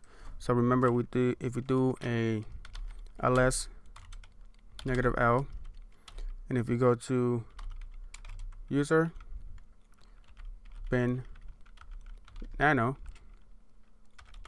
you're going to see right now that it has the S bit. So anybody is going to be able to run nano as a root user. So we are going to use nano to be able to edit we are going to be editing the password file. So since we are going to be doing that, what we could do is we can do a open SSL first, right?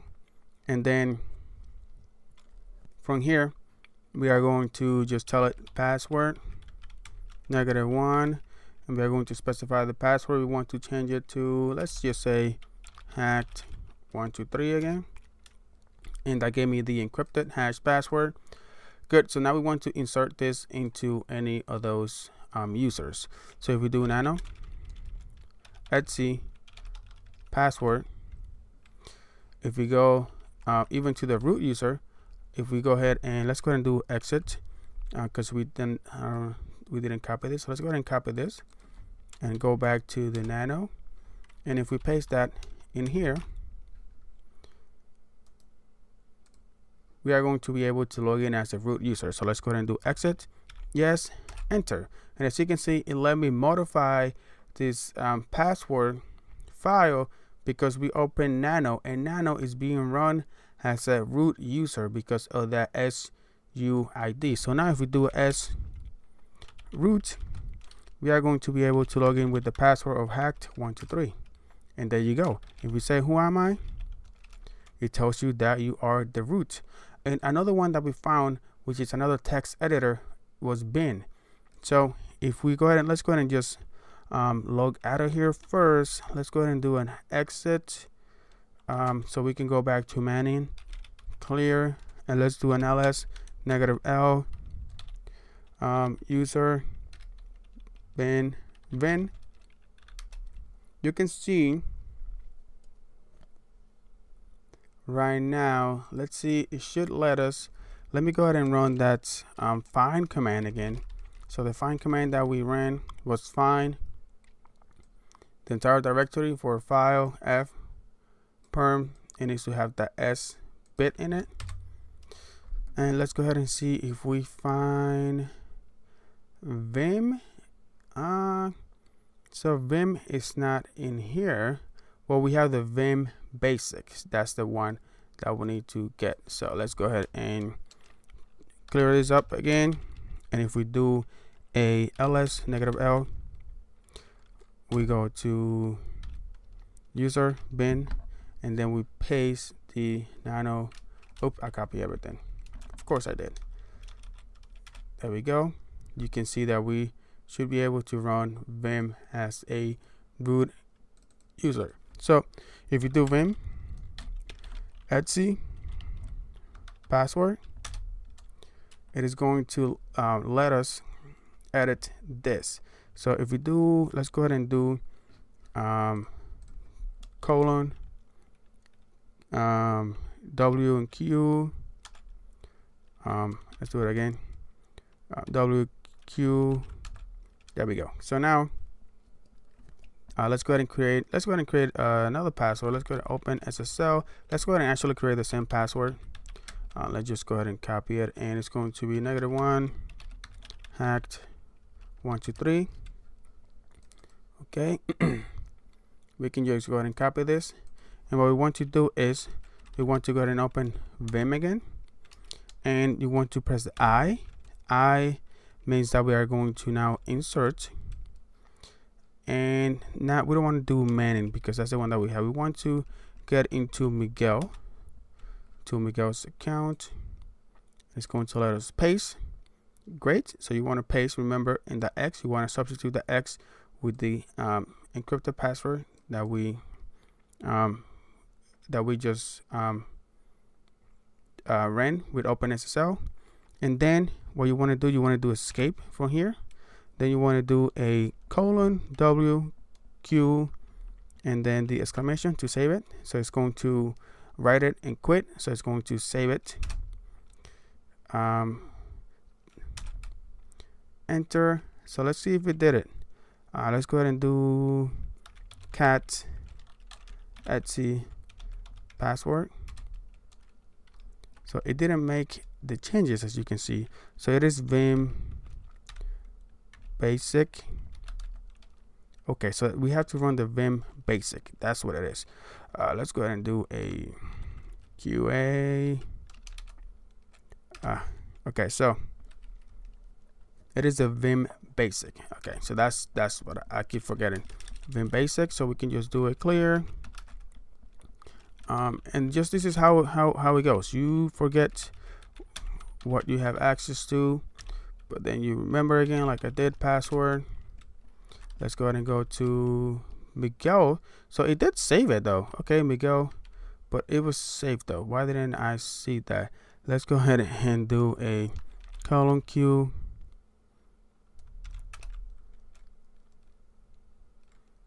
Okay, so let's go ahead and do again a cat etc password. Did I miss that? It is there. So let's see if we are able to log in as Miguel now. Let's go ahead and clear su Miguel. The password is hacked123. There we go. So we were able to log in as Miguel now. Who am I? Miguel. Great. So now if we do groups, Miguel, you can see all the access that Miguel has to, and we also have access to the root because we changed the password with nano. And there we go. So now we have root access, and we have access also to Miguel, which is also a root member, is member of the root.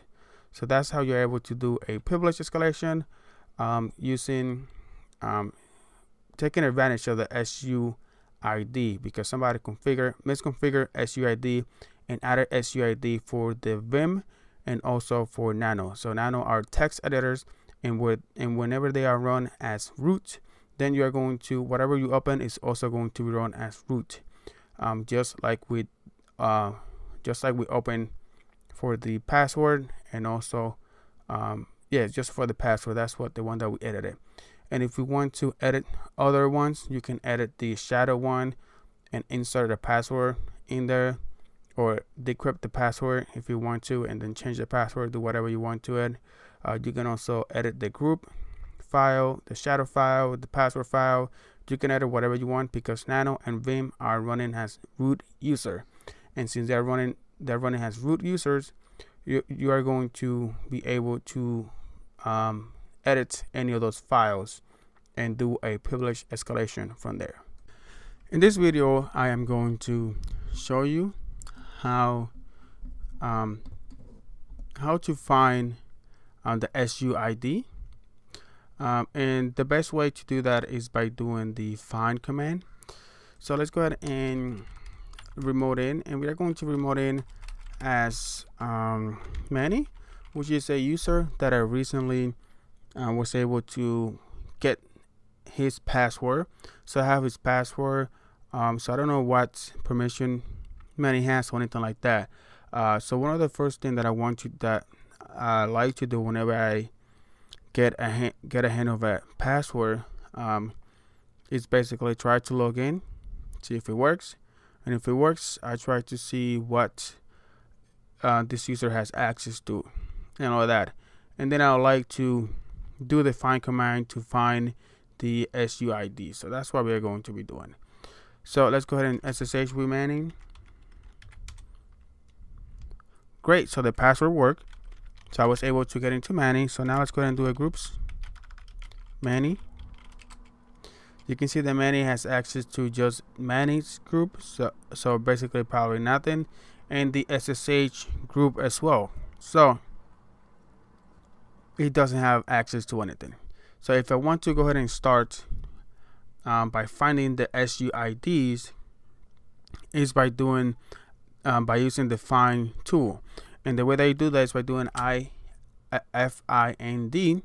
Then you want to do the /, which is bottom left top right, which means that we're going to find the entire directory. So I want you to look So find in the entire directory, and what I want you to look is for a, let's see, a negative type.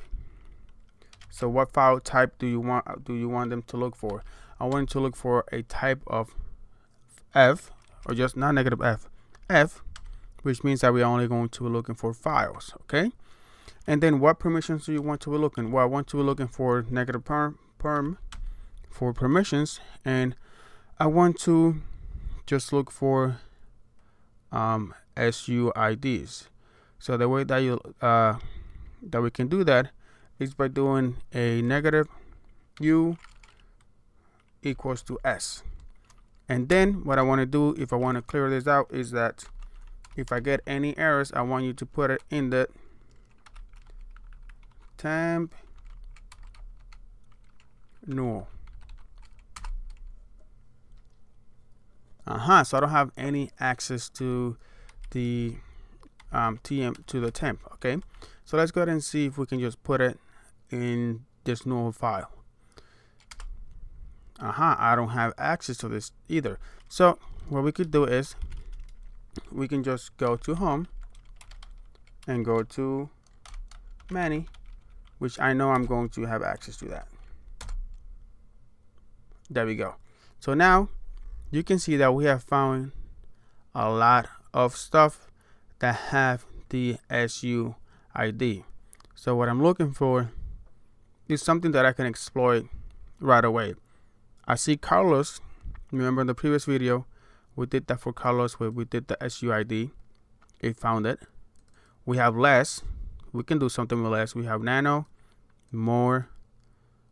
We have the password file, sudo, but this is for the users though. We have the copy one. We have task set 2. So we have some commands that or some files that we can actually exploit. So the first one that I want to do is the nano, right? So since I'm able to run this as a root with SUID, I'm going to be able to change anything I want with nano. So let's go ahead and clear this up for now, and let's go ahead and do an ls -L and paste that path that I have. And we can actually see right here that indeed we have a RWS, which means read write, and any user is going to be able to execute as the root user. So I'm going to be able to use nano to do that. So on the next video, we are going to exploit this server by using nano, because nano, since it's running as a root user, we are going to be able to modify anything because it is going to open any files as a root user, so it's going to have access to all of that. Hello guys, in this video we are going to do a privilege escalation using the cp command, which is basically the copy command. And the copy command right now, we are able to run it as a SUID, which means that any user in this Ubuntu operating system is going to be able to run the cp command as a root user, and therefore we are going to be able to do root privilege with the cp command. So, and like I said before, for us to be able to look or find any of those files that have the SUID, you can do a find, and then we're going to find or look in the entire directory, and then you can do a perm. We are going to do U equals to S. So if the user is has S in it, we want to also look as the type, and it's going to be file type. And then if you do 2, and we are going to just do null just to put it in here, so any errors that we get, just put it in this file. Permission deny the bash. So we're doing a find type of F, So we are getting a permission denied because we shouldn't be putting this over here. What if we put it, yeah, I always forget to do this. So let's go ahead and put it in the home directory, or manage home directory, and there we go. That will have access, because the reason is because manning doesn't have access to bash or anything else, and I'm so used to just putting it over here or in the temp folder, but since he doesn't have access to it, we won't be able to do that. And here it is, the cp command, or the copy command, that we want to take a look to do a privilege escalation. So let's go ahead and clear these up, and what we can do ls just to verify the permissions, and there it is. The S was substituted by the X. This means that we are going to be able to run this as the root. So if we do the cp command, we are going to be able to run it as the root. So what I want to do is, I want to first do a nano, or yeah, let's go ahead and do a nano. And what I want to do is, we are going to copy the entire file in this root, in the one that we want to replace. So inside right here, let's go ahead and just copy all of that, then press X, and then after that we are going to create a new file. We're going to say nano, we are going to put it in Manny's home directory because he has access to it. So we are going to just go ahead and paste everything in here. There we go. So we have pasted everything. Now we can go ahead and do Control X and then Y to save it, and then let me see, let's try that again. Control X, Y to save it, and we are going to call this passwd.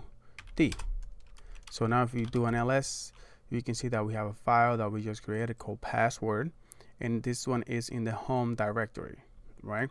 So what we want to do is, we are going to create a new user, and we're going to give that user a root privilege, and we need to create a password before we do that. So open SSL, and open SSL passwd1, and let's go ahead and just put hacked 123 like we have been doing. We can go ahead and copy this command over here, or this password. So now what we're going to be doing is that we are now going to go into nano, and we are going to edit the password file that we have in the Manny's home directory, and we want to go ahead and just paste that password right here, and we want to go ahead and copy everything in the root. So we want to just go ahead and copy all of that, copy, go all the way to the bottom, and we are going to paste it in here, and we are just going to create a new user, and we are going to be calling this just new root. That's going to be the username, and the password, we just have to replace it with the one that we just created. Copy, let's go ahead and just paste it in here between the two colons. Oops, I copied it. I wanted to paste it, so copy, go over here, paste it. Great. Let's see. Oh, I pasted it in the wrong spot. Let's go ahead and delete this one right here, root, and put it over here, new root. And there we go, just like that. And let's go ahead and remove this password right here. There we go. So this is how it actually needs to look. So root, the password that we just created, then another colon 0 saying that we are the root group, root, and there we go. So then we can just go ahead and delete this one over here.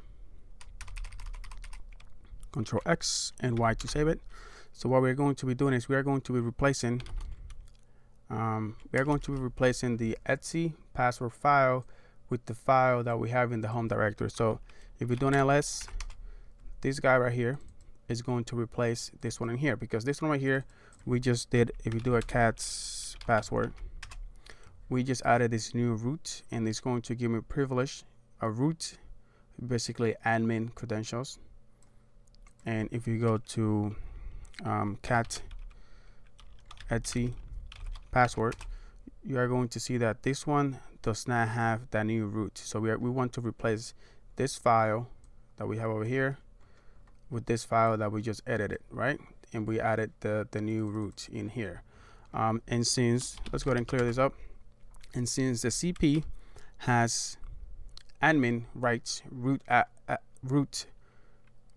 access, we are able to do this because for us to be able to edit the etc password file, we have to have root privilege. And since copy command has root privilege, we are going to be able to do this.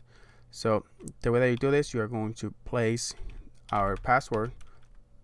So we are going to go from the source, from and to. So from this file that we just edited and we added the new root, we want to then place it in the etc password. There we go. And that was no errors or anything like that. So now if we go to cat etc password, you are going to see that now we see the new root down here. So now we did a privilege escalation. So the way to test this is by doing a SUID to change the user.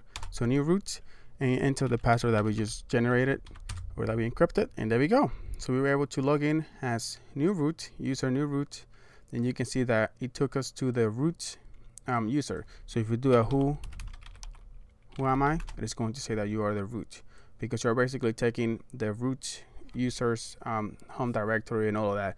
So we are taking over the root profile by using another username, basically. So we are going to be able to do whatever we want because we now have root privilege.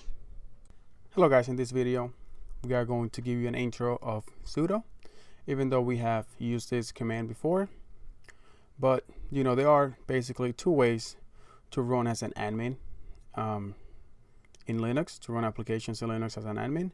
One is you can either switch to the super user, which is the root with the su command or the su command, or you can take advantage of the sudo command, the sudo command, which stands for super user do.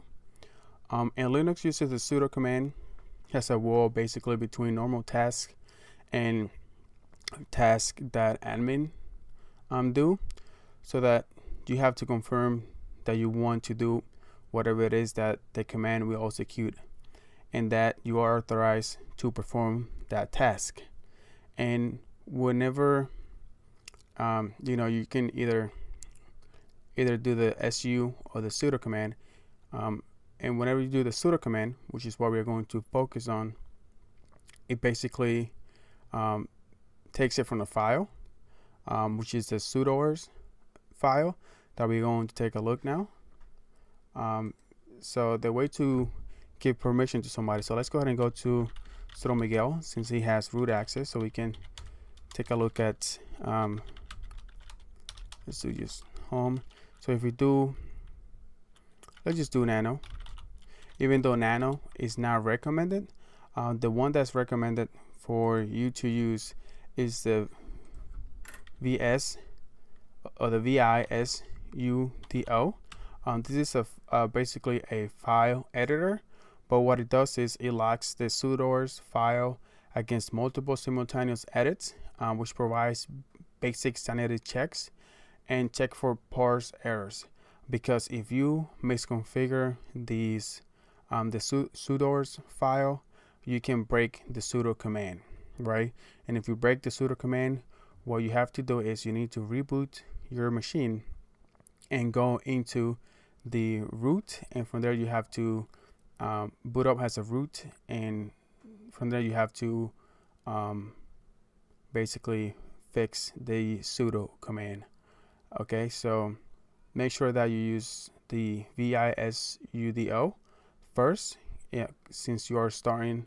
If you don't really know how to edit the sudoers file, just make sure that you use the VISUD, which is a file editor that it won't make you, because if you make an error with if you're editing with the sudo, what's going to happen is that it won't let you save it. It's going to tell you that you have an error and that you have to fix it. But if you use nano, it won't tell you that you have an error, and then if you save it and if you put something bad, you won't be able to use the sudo command. Just letting you know. So let's just do a cat better. Let's do a cat etc sudoers, and let's take a look at this file. We don't have permission, so we need to use the sudo, of course, and Miguel is able to run this.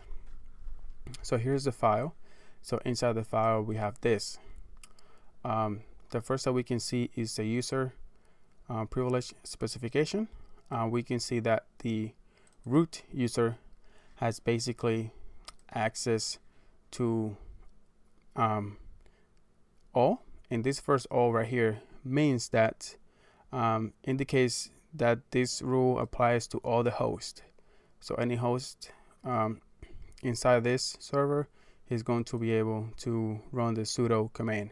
And then the second one indicates that the root user can run commands as all users, so he can use any users, right? And then we have the third all right here, and this one indicates that the root user can run commands as all groups.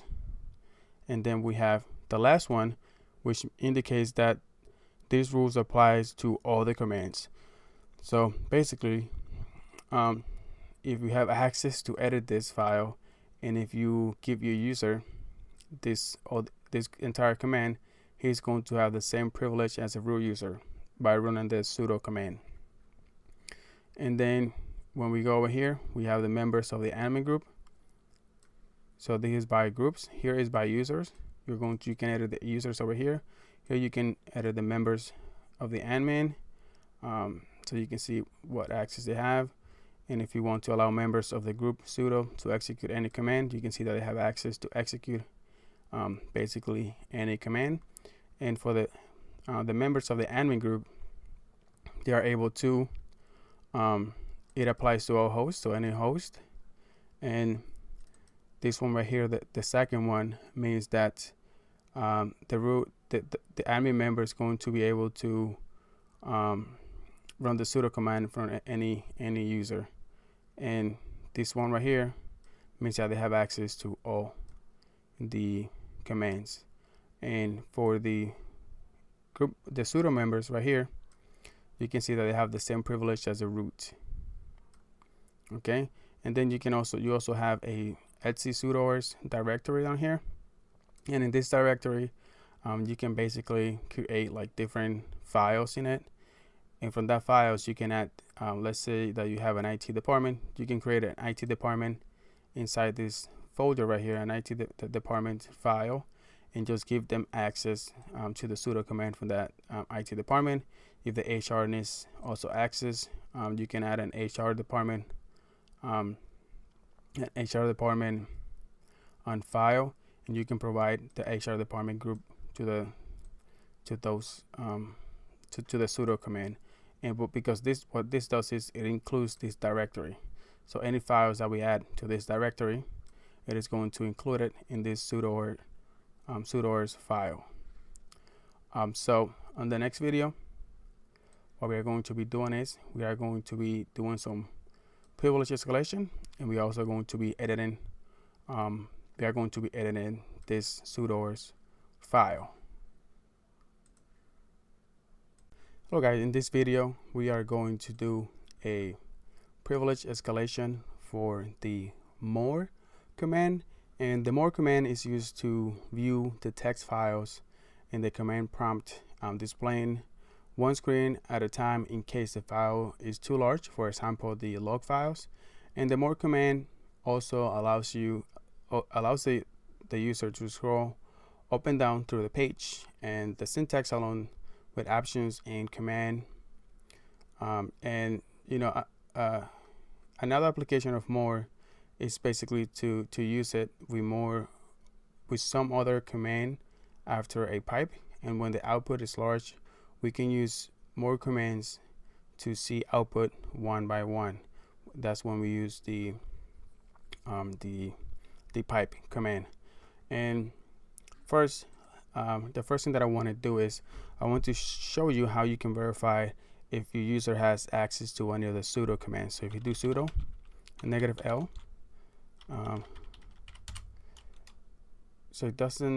so as you can see right now, we don't have any sudo commands, because if you had any sudo commands right now, it will tell you that you have any sudo commands. So Manny does not have any sudo commands, so therefore it doesn't show anything. So what we need to do is we need to basically locate where this sudo command is. So if you do a wish more, and you can see that the more is located over here, the user bin more. So what we are going to be doing is we are going to be adding Manny to be able to execute a sudo command to open more as an admin with a sudo command, basically. So to do that, we need to go as another user who has root access. See if I remember the password. Nope, let's try it again. There we go. CD. Let's clear this. So since Miguel has root access, he's able to edit the sudoers file, which is where you can add commands for users to run as an admin using the sudo command. So if we do sudo nano and let's go to etc sudoers, so we are going to edit the sudoers, and who needs access to this? It is going to be Manny, the one that's going to need access, and he's going to need access to O equals, and the only one that he's going to be able to run this is going to be as user, as the root user. So what this means is that the first one, right, the first O indicates that this rule applies to all the hosts. So he's going to be able to run this in any of the hosts, and the second one right here means that he's going to run this as a user, as a root user. So therefore, whenever I use a sudo, it is going to be run as a root user. Okay, so that's what it means. And then after that, what you want to put is you want to put the path to what command he needs access to. So he needs access to this user bin more. Okay, so it looks all good. You can just verify, and yep, let's just leave it like that. So now when I save this and I log in as Manny is going to be able to run more as a root user using the sudo command. So let's go ahead and do X, yes to modify, enter. Now if I do sudo, well, let's go ahead and remote in as Manny. Clear, cd, clear again. So now also if I do a sudo -L, you can see now that if I verify which sudo commands do I have access to, it only shows one. So the user Manny may run the following commands on Ubuntu. So I'm going to be able to run the more command as the root user using sudo. So if I do sudo more and I want to see the var logs syslog sudo more var log syslog. There we go. So I'm able to run it as a root user, but there is a chance for us to do a privilege escalation. So when you see right here, you see right now that it displays the syslog in the command prompt. So from here, what we could do is that if you do a question mark, you can see that it tells you that you can run a shell, a subshell, by using the bang command.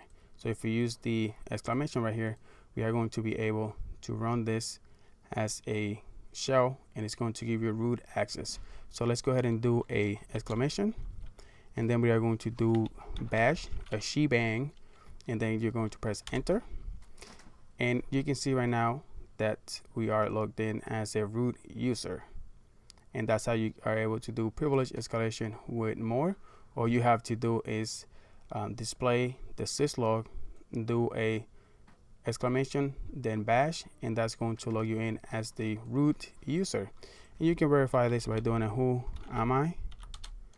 You are the root user. And you can also do a sudo -L, and you are going to see that the root user may run the following commands on Ubuntu. He's able to run all the commands on their all hosts and all on their all users. So therefore, that's how you do a privilege escalation when somebody gives you sudo access to the more command. Hello, in this video we are going to do privilege escalation using Vim, the file editor Vim. So first I'm going to also walk you through again with we editing the sudoers file. And remember, if you're going to edit the sudoers for the first time, just use the vis sudo, and because that file editor will make sure that you do not break the sudoers. All right, so let's go ahead and do sudo. Oh, before we do that, let's go ahead and see which where is the Vim editor located. You can see it is located here, so we can just go ahead and copy this, and then we can just go do nano or do sudo nano etc sudoers, so we can edit that again. And again, we are going to give the manning to be able to run this. So again, it's going to be able to run it in every host. The root is going to be able to run it as a root, and then we are going to also enter another command, which is no passwd, which means it is not going to ask us for our password whenever we want to run this command. So let's go ahead and paste it over here, making sure that everything looks good, and it does look good. So let me see. Yep, looks good. We can use X yes to save it, and then let's go ahead and log in as manning again. We can do, let's just do CD. I like to go to CD, clear this up, and what we are going to be doing is let's do a sudo -L, and as you can see right now, manning has access to run more with password, and then the Vim editor with no password. So when you do a sudo more, let's do a var log syslog. There you go. So you were able to open that. So if we clear this up, if we run sudo with Vim, it is not going to ask us for the password. It didn't ask us for password because it already did before on the previous video, but if you haven't done it, it was going to ask you for it. But since it's the first time that we run in Vim and it doesn't require a password, it is not going to ask us for the password. So let's go ahead and do sudo vim, and we are going to open the syslog is fine. So from over here, the way that you do a privilege escalation, from here, manning is a user that doesn't have root access. He only able to run more as with sudo as a root user, and also Vim as a root user. But what we're going to do is we are going to open a shell from Vim, the file editor, and the way that you do that is by doing a colon, and you're going to type shell, SHELL, press enter, and you can see right now that we just opened a shell through Vim, because we open Vim as a root user, and then when you open a shell, it is going to open as a root user. If you do a who am I, you are the root user. If you do a sudo L, you can see that this root user has access to basically everything in this system. So we open a shell through Vim, right? So let's go ahead and do exit to exit out of here. We can just go ahead and press Q, colon Q. Let's do colon Q to get out of here. Clear this up. So now I'm going to show you another way that you can do get a shell by using Vim, and the way that you can do that is by using sudo Vim again, and you don't really have to open anything. You can just do the exclamation and sh, and that's going to open another shell, as you can see right now. So if you do a who am I, you are the root. If you do sudo -L, you can see that you are the root, so you have access to everything, because we just did a privilege escalation. So I'll show you two ways to do a privilege escalation with Vim, and this is all for this video. I hope you guys enjoy this video. Hello guys, in this video we are going to do another privilege escalation, because that's what this course is about, just about doing privilege escalation with different tools. And in this turn is for less. On Linux system, less is a command that displays file contents or command outputs one page at a time in your terminal. And less is most useful for viewing the content of a large files or the results of commands that produce many lines of output. The content displayed by less can be navigated by entering keyboard shortcuts, right? So and if you want to know more about less, you can also do a man less, which is the manual for less. Another way that you can get, let's see if we can quit out of here. There we go. Another way that you can get more information from less is by doing the help command, and this will tell you how to basically how to use it.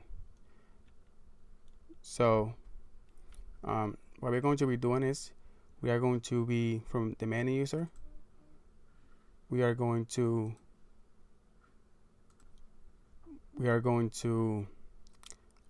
do a privilege escalation through Vim, and then from there we are going to add access to us to less. So the first thing that I want to do is I just want to locate where less is located, right?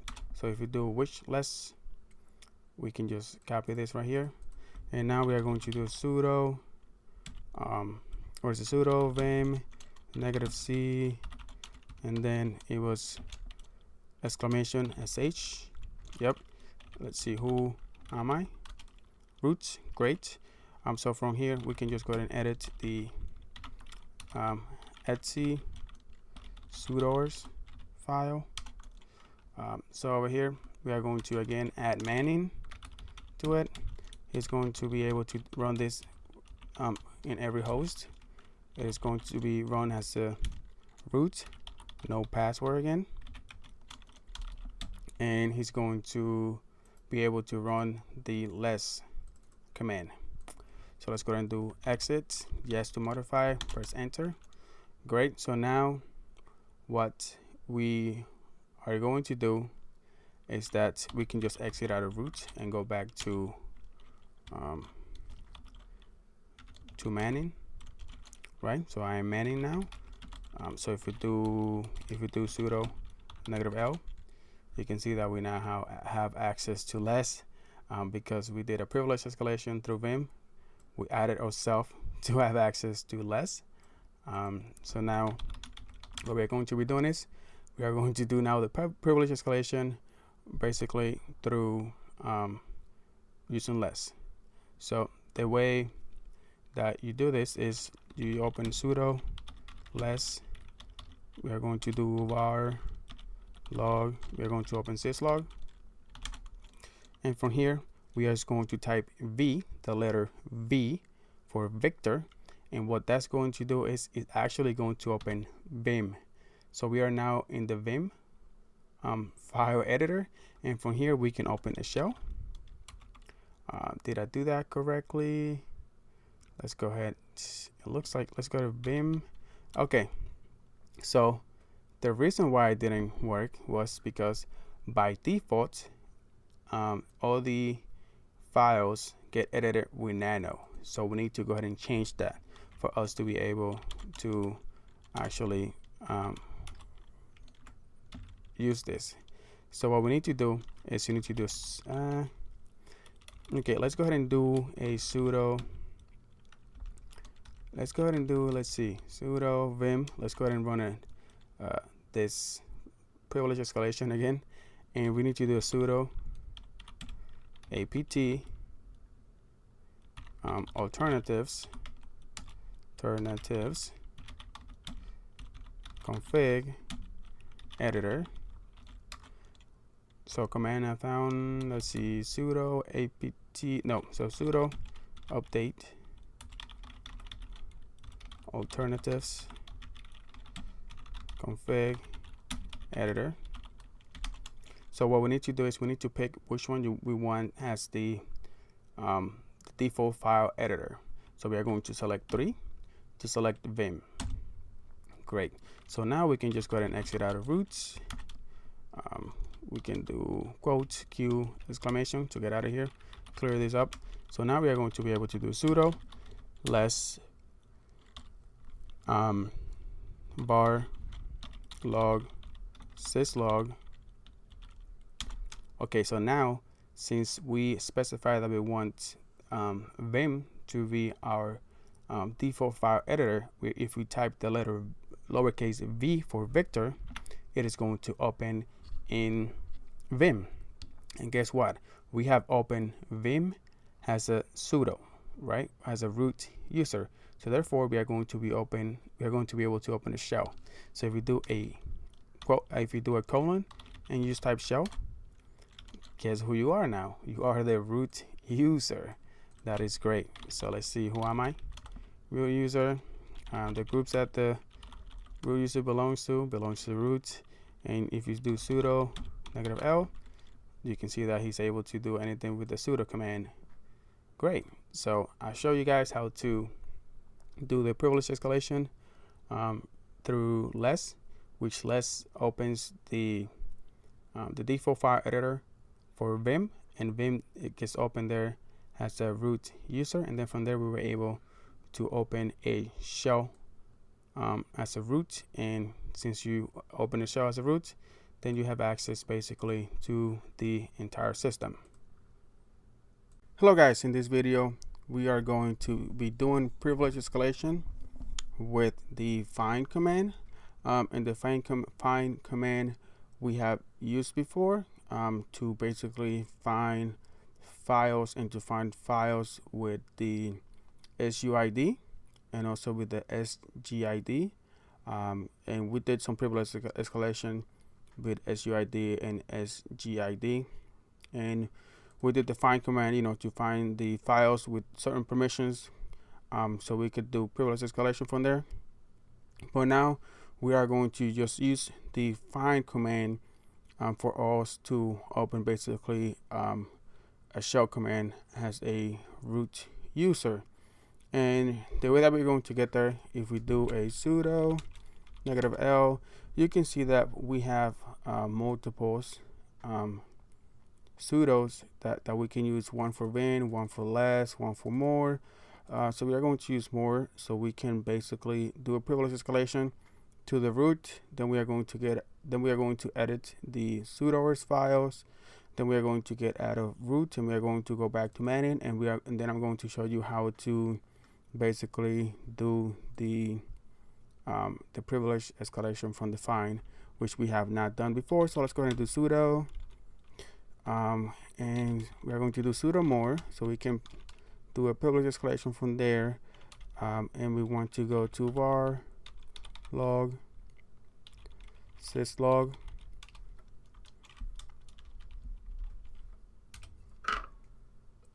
And from here, all we have to do is a shebang. So we are going to do a exclamation and then bash, and that's going to open as root. We can go ahead and clear this up.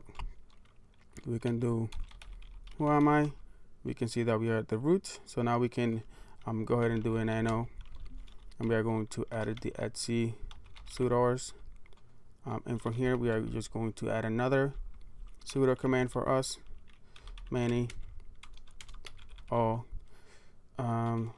equals to root. So all the hosts are going to be able to open as a root command, as a root user, passwd colon, and then this one is going to go to users. This one is the find command. So let's go ahead and just get out of here and don't modify. So let's go ahead and see which one is for the find command. Okay, so it is this one. I just want to verify that. So let's go ahead and go back to nano again, many O root. I don't want him to ask me for password, and we can just go ahead and paste that in here. Great. We can go ahead and just verify everything is good. It looks like I put too many n's for many. There you go. Control X. Yes. Enter. So now we can just go ahead and get out of here. Quit. Clear. So now we are many. So now if we do a sudo -L, we can see that we have one more now, which is the find command. And now we are going to do a privilege escalation from the find command, which we have not done before. So the way to do this is to do sudo. And the way this is, we are able to do this is because the find command is able to basically execute commands from it, and that's why we're able to do privilege escalation, because if we execute from the find command using sudo, it's going to open as root. So if we open a shell, it is going to open as root. So if we do find, we can just go ahead and etc passwd. You can open whatever you want. Let's just go ahead and execute this. We want to open a bin sh, and if we do who am I root. Great.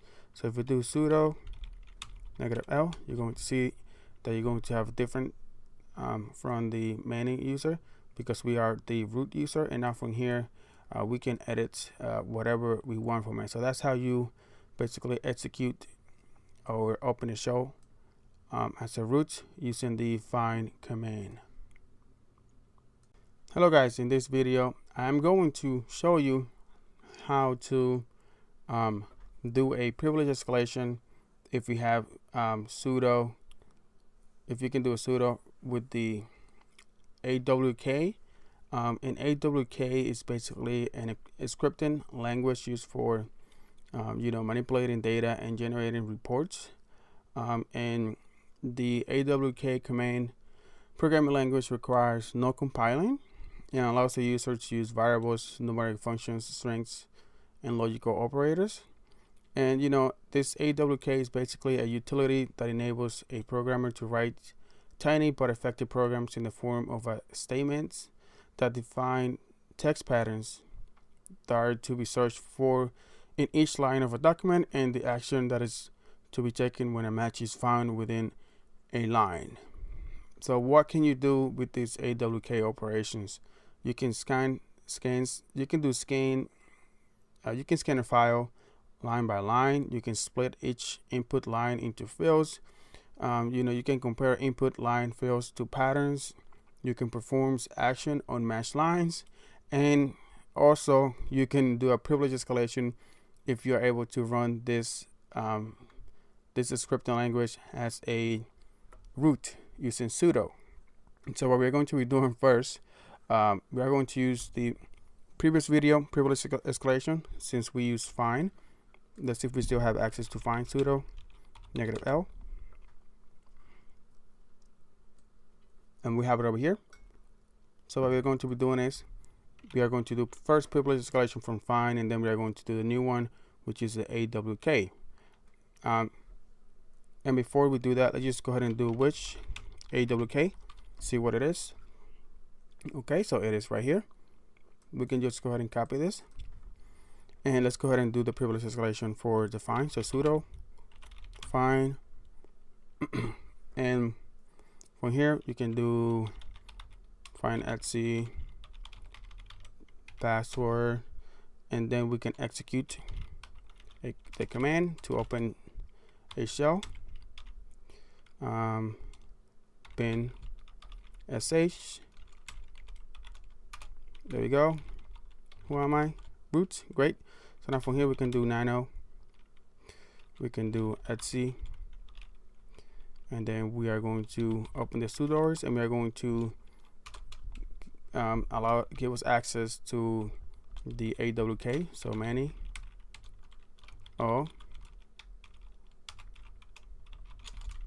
root, I don't want it to ask me for password.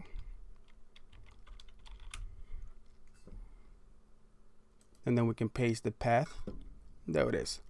Control. Then we verify that everything is good. Root, no password. Looks good. Save it. Now if we get out of here, let's clear this up. We can do sudo -l. You're going to see that now we are able to execute this scripting language as a root using sudo, and it's not going to ask us for a password. So now if we do sudo awk, we are going to what we're going to do is we are going to execute a shell from it. So awk begin, all in capital. Let's go ahead and do a quote, single quote, and then curly brackets. And inside here, we're going to say system. And inside right here, we're going to do double quotes, bin sh, and we have to close the single quote right here. And there we go. We have the privilege escalation. So who am I? Root. We can do sudo -l. There we go. You can also do a groups root. There we go. The root user belongs to the root group. So that's how you're able to do a privilege escalation using the AWK. And remember, again, AWK is a scripting language used for manipulating data and generating reports, but it also lets you run a shell if you have root access to the AWK. So do not give them access to AWK to open it as a root user, because they're going to be able to do a privilege escalation from it. Hello guys, welcome to another video. And in this video, we are going to do privilege escalation from bash. And bash is the shell or the command language interpreter for the Linux operating system. And the name basically comes from Stephen Bourne, which is the author of this scripting of this command language interpreter.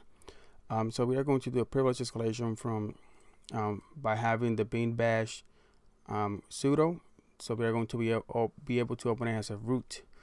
So before we do that, I'm going to basically use the AWK privilege escalation, and then I'm going to add the bash from it, just like I have done it in previous video. So if we do wish bash to see where it is located, you can see that it is located right here. We can just go ahead and copy it here, and let's go ahead to the privilege escalation to open the etc sudo file as a root. So I'm going to do the AWK privilege escalation, AWK, because practice makes perfect. Begin, and we're going to do curly brackets, system, and the system that I want to open in quotes, double quotes, right, is going to be bin bash. There we go. So who am I? I am the root. So great. So now we can go ahead and edit the etc sudoers. And for now here, we are just going to add many in again, because that's the own capital root. I don't want them to ask me for a password, so no passwd. Let's go ahead and paste over here. We are going to paste the bin bash. So you don't want to give access to anybody to the bash, because they're going to be able, you don't want them to allow access to be able to open this bash as a root user, because they're going to be able to do all sorts of things. They're going to be able to do a script, the way that we are going to be doing, and then they're going to be able to do privilege escalation from it. It's a little bit different the way that I'm doing it than the other ones, because we are going to connect from my local computer, and you guys are going to see this, how it works. So let's go ahead and verify that everything, many, all equals root. no password, user bin bash. It needs to have no password for this to be able to work. So let's go ahead and exit out of here and save it.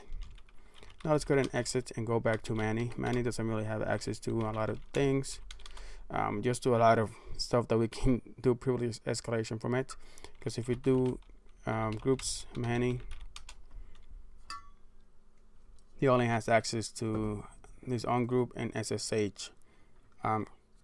So now since we have access to the bash, what we could do is I'm going to open another tab, and this one is to my local machine. As you can see, we can make this bigger so you can see the command better. So I'm going to basically I'm going to use netcat, and from here we are going to be listening on port 444. So whenever I execute my command, it should work. But before we do that, we're going to do ifconfig and see what we have. What's my IP address? Because I need to use my IP address for this to work, because I'm going to tell it to basically connect to my computer. So clear. Now we can do an nc for ncat, and we are going to be listening in nvlp for port 4444. So we are going to be listening. We are going to wait for my command from here. So if we do we have to do the sudo bash -i equals to the n. We are going to go to dev tcp, and over here I need to add my IP address, and then I need to do the port number that I'm going to be listening on, 0 and 1. And as you can see, I have not executed this before. So what's going to happen is it's going to basically open a connection with my computer with bash using sudo. So as a root user on port 444, which I'm waiting for it right here, still listening. And after I press enter, it is going to connect me to my local computer, as you can see right now. And as a root user, because we did the sudo command. So if I do who am I, you can see that I am the root user. If I do the sudo -l, you can see that I have basically access to the entire computer as the root user. So I can do a lot of damage remotely from my computer, which is in the same network as this. It's in the same network as this virtual machine that we configure on the first video, right? So now I have access to it. So now if I do exit, then we go back, and if we say, let's say port 44445, right? What we need to do over here, we can clear this up. We just need to listen on port 44445, and we go back in here, press enter. There we go. We have received that connection, and you can say, who am I? There it is. I am a root. I am the root user, so I have access to the entire system to configure and do whatever, all the damage that I really want to do in this system. Hello guys, in this video I am going to do a privilege escalation with Perl and also with Python. And as you know, Python and Perl are two programming languages that are widely used for numerous of things. Like Python, you can use Python for basically anything, data. You can also, use it for like create a website with Node.js. So they are really good programming languages. So I'm going to do privilege escalation for both of them. The first one is going to be Python, and the other one is going to be Perl. So before we start, let's go ahead and see what we have access. I still have access to all of them from the previous video. As you can see, we have Vim, Less, Find, AWK, and Bash as well. So I'm going to do a privilege escalation from Find, and I'm going to add the Perl and also Well, first it's going to be Python, and then I'm going to add Perl. So let's go ahead and start with Python. If you want to see where Python is, you can do a wish Python or wish Python 3, because that's the one that is installed in here. So let's go ahead and you can just go ahead and copy this. And then what you want to do is let's go ahead and do a root or privilege escalation with find. So if we do sudo find, let's see, password,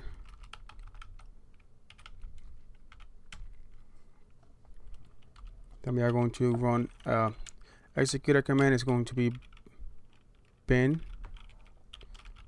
sh. Let's see, who am I? Root. So that's good. So we have done the privilege escalation because we have sudo access to run find as a root. And then what we did was we just ran a we executed this bin sh as a root user, and we were able to get root.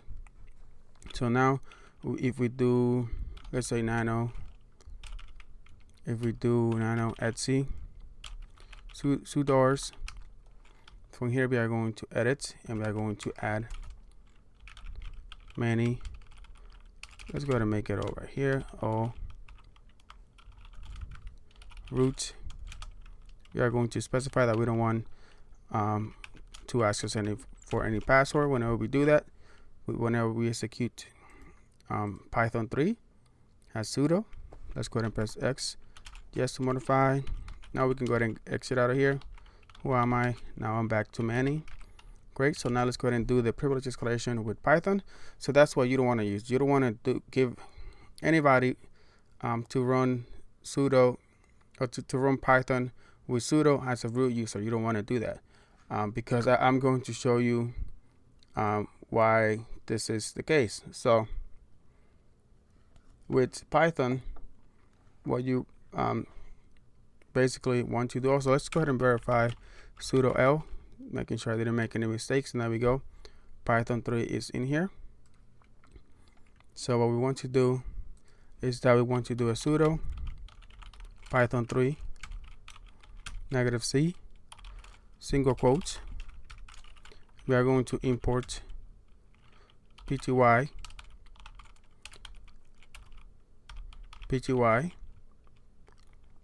spawn or span right here, and then we want to tell it what we want to run, the commands that we want to run, and it's going to be bin bash.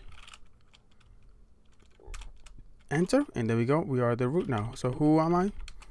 Root. So that's why you don't want to give just anybody root access to Python, because you can just do this and do privilege escalation, and from here you're going to be running as a root user, and you're going to basically do whatever you want, right? in this OS now, because you are the root user, so you have permission to do anything on this OS now. So please do not do that. So now let's go ahead and say wish, and we want to do the Perl now, and here's where Perl is. And what we want to do is we want to go ahead and edit the sudoers.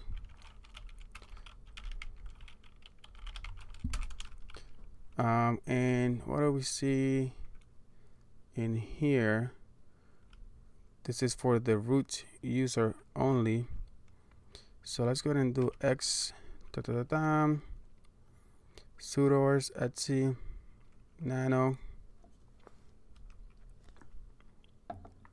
What if we, let's go ahead and just cd. Let's go ahead and do sudo nano etc sudoers. Okay, here we go. It's not giving me everything. That's what I was like, what's going on over here? So you can see everything now. It was just not displaying the entire page for some reason, but from here we can just go ahead and add manning to it.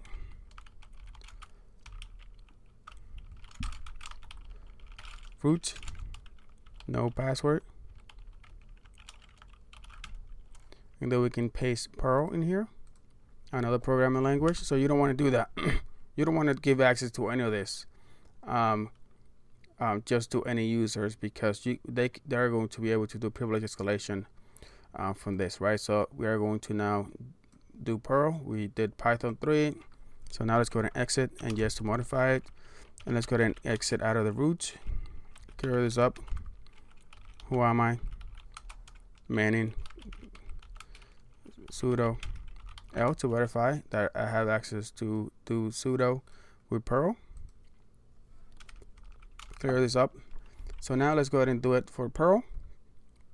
And for Perl, what you want to do is a lot simpler than Python. All you have to do is E. We are going to execute. And what do we want to execute again? The same one. Bin bash. Copied, and let me see. Okay, so we have to close it all the way at the end. Enter. And now if you see, who am I? The root user. So you don't want to give access, sudo access, or to do the sudo command to open Perl has a root user. You don't want to do that. Also, you don't want to do that for Python 3. You don't want to do that for Vim. You don't want to do that for Nano. You don't want to do that for what was the other one? The other ones were less, more, fine, AWK. You do not want to do that, because they're going to be able to do privilege escalation, and they're going to be able to configure or misconfigure this OS, or add a new user as a root user, and you are going to be in trouble if this happens. So please do not give sudo access to Perl, or to Python, or to Find, or to AWK. You have to make sure that you're not giving access to people to this to execute this commands as a root user. Hello guys, in this video I'm going to show you how to basically create a bash file so we can do some privilege escalation from it. And right now, if we do a sudo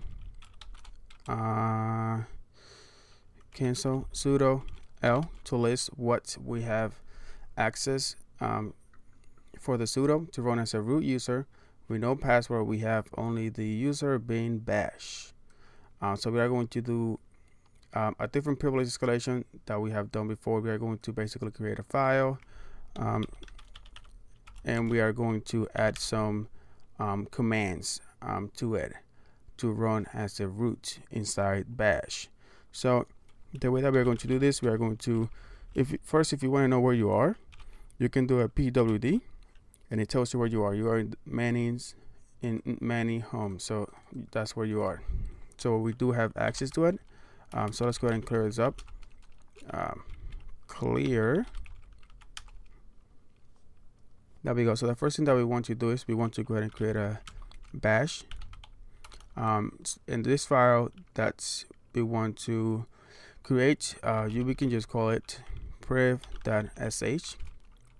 And inside right here, the first thing that we need to do is we need to specify that we want to open this with bash. So we do like this, bin bash. So now inside right here, we can put any commands that we want to run.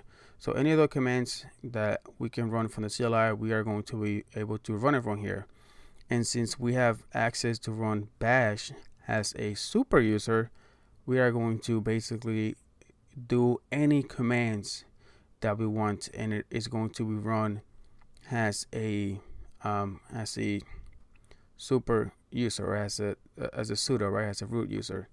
So the one that I want to do, it is going to, I just want to do an echo, and what I want to echo in here, I want to add, so we are going to be modifying the password file, and we are going to add a new root user to it.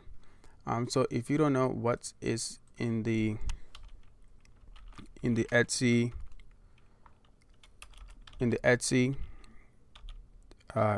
password file, you can always just go ahead and Google that. So if you do like a etc file, what's inside. There's a lot of websites that will tell you what's inside there, like this one in here in particular. So this one tells you what the password contains.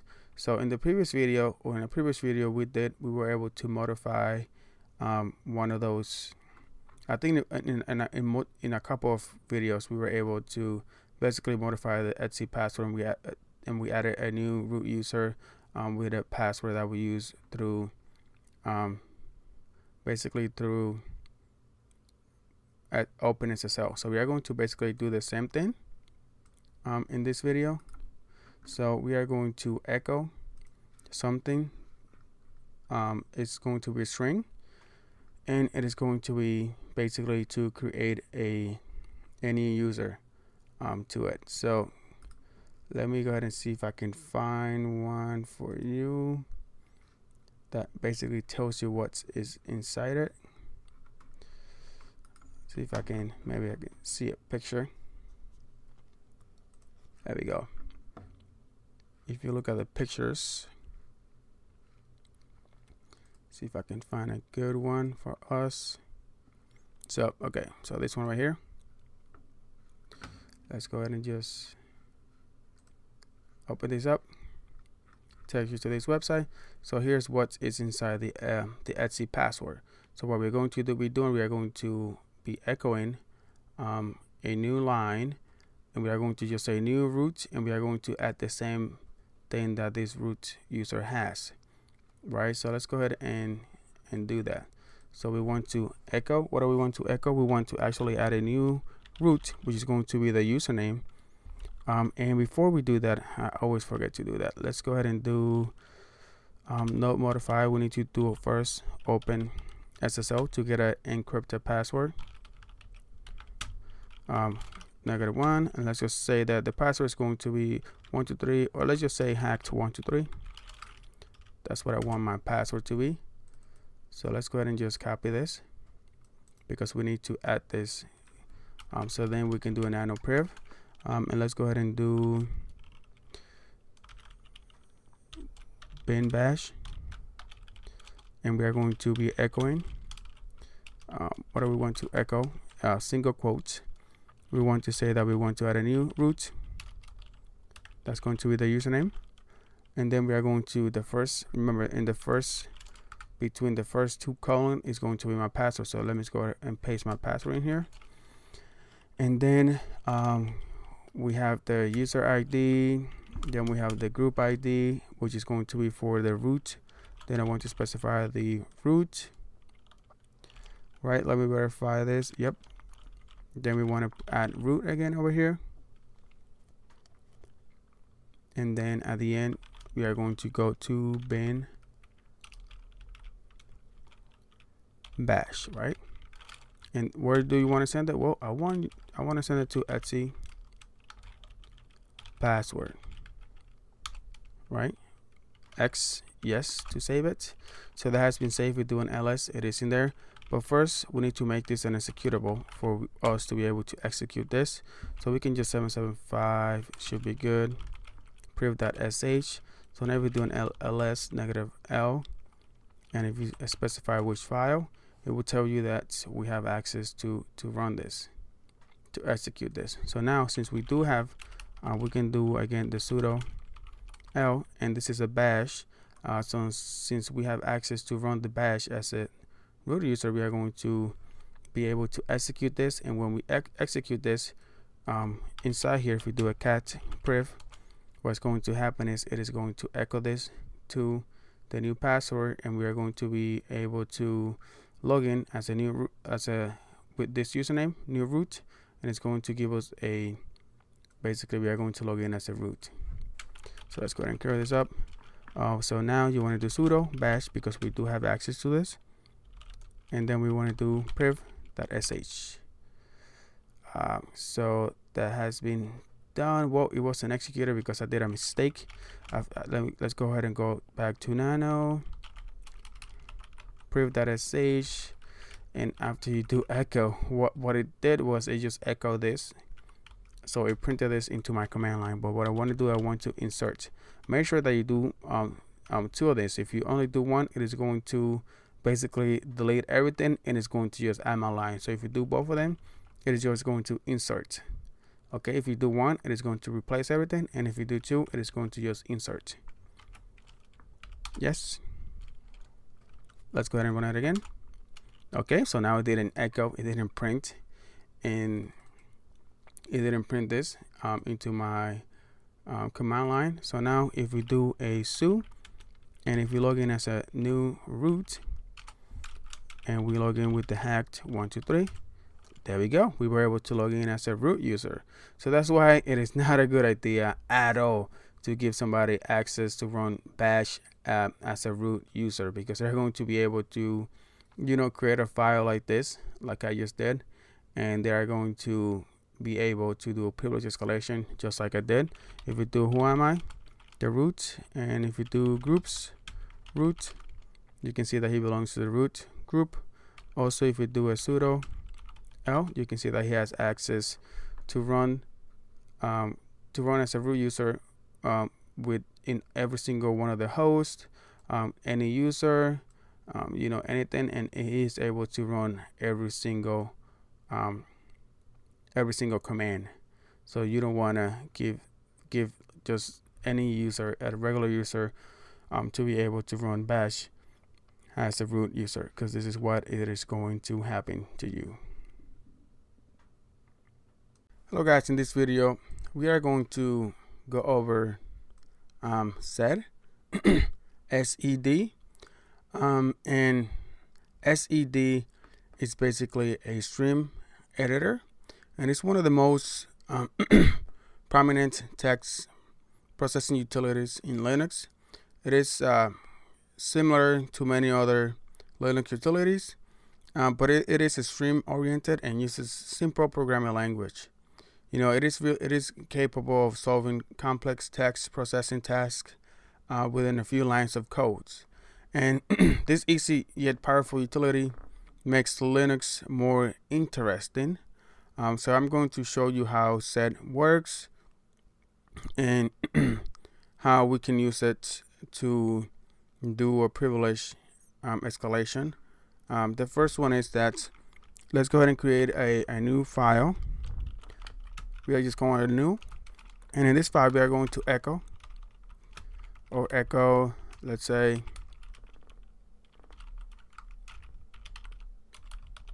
hello friends. We are going to echo that to the new file. So now if we go ahead and read the new file, it is going to say hello friends in there, right? So SUID or SED is able to do the same thing that cat does. If you do a SUID new, it is going to give you the same line as you can see over here. And SUID is located, if you do which SUID, you can see that it is located in the user bin SUID directory. And there's you can also from SUID you could replace basically text in there. Let's go ahead and add let's go ahead and just replace a text we said. So we said that if we do a SED two single quotes, and then we give it the file name, it displays a text inside that file, just the same as cat, right?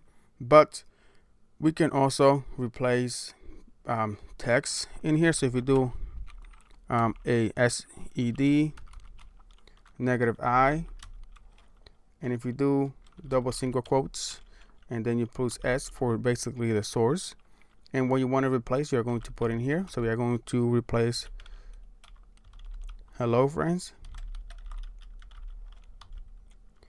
And what do we want to replace it with? We want to replace it with by friends. And to end it, you're going to put a G at the end, and you also need to put this bottom left top right, just the same as we did over here. So what is going to happen is SED, it is going to replace the text inside this new file. Let's go ahead and put specify the file so we don't forget. So what's going to happen is that SED is going to replace, it's going to read this file, and it's going to search for this source, and it's going to replace it with this text over here. So let's go ahead and press enter. And now if we do SED and we say new, you can see now that it was replaced by friends. So that is a way that you can use SED, is that you can replace text inside a file. So what can you do if you have, let's say, sudo access or access to run this as a super user or a root? What you could do is you can replace the new user and replace it with a password, or you can just replace the root and add a password to it so you can log into it. You can also replace one of the usernames and add a password to it. So you can do a lot of stuff. You can also replace, let's say that the root from the sudoers, you can just add yourself to it, so you can have root access to the system. You can do a lot of stuff with SED if you have root access, and that's when privilege escalation comes into place. So that's what we are going to be focusing on the next video. We are basically going to do a privilege escalation with, let's say we are going to use Python to do a privilege escalation to get access to root. Then we are going to basically add this file so we can to the sudo, so the user many is able to run it as a root, and from there we are going to do basically a privilege escalation with SED if we have root access to it. Hello guys, in this video we are going to do two privilege escalation. The first one is going to be Python 3, which we have done before, but practice makes perfect. And then after that we are going to add ourselves as a root user to the SED file so we can run SED as a root user, and then we are going to do another privilege escalation using SED. So with that being said, let's go ahead and start with this. Let's see if we do have access to Python 3 as a root user, and yes we do. So we are going to be doing that privilege escalation with Python, and I know that I have done this before, but like I said before, practice makes perfect. So we have to keep practicing our commands. So let's go ahead and do sudo Python 3. We are going to do a C, double single quotes. We are going to import. What are we going to import? pty again, spawn. And what do we want to spawn? It's going to be the command of bin bash.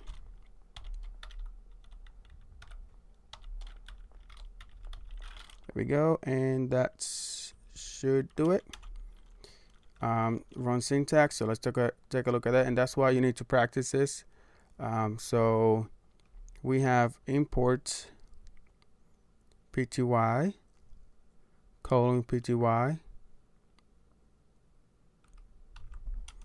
This, so Python sudo Python 3 -c, I import pty colon pty bin bash. So in the pty, that's what it's telling me that there is something wrong. So pty, okay, I forgot to add the n. And let's go ahead and remove. Still telling me pty, import pty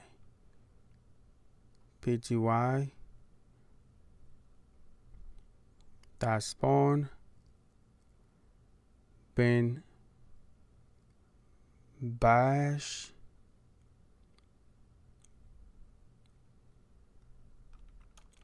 and this is with Python 3.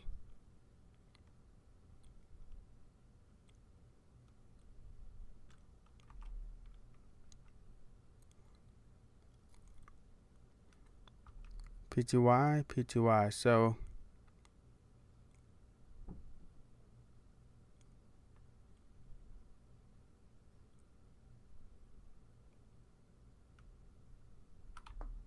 let's see.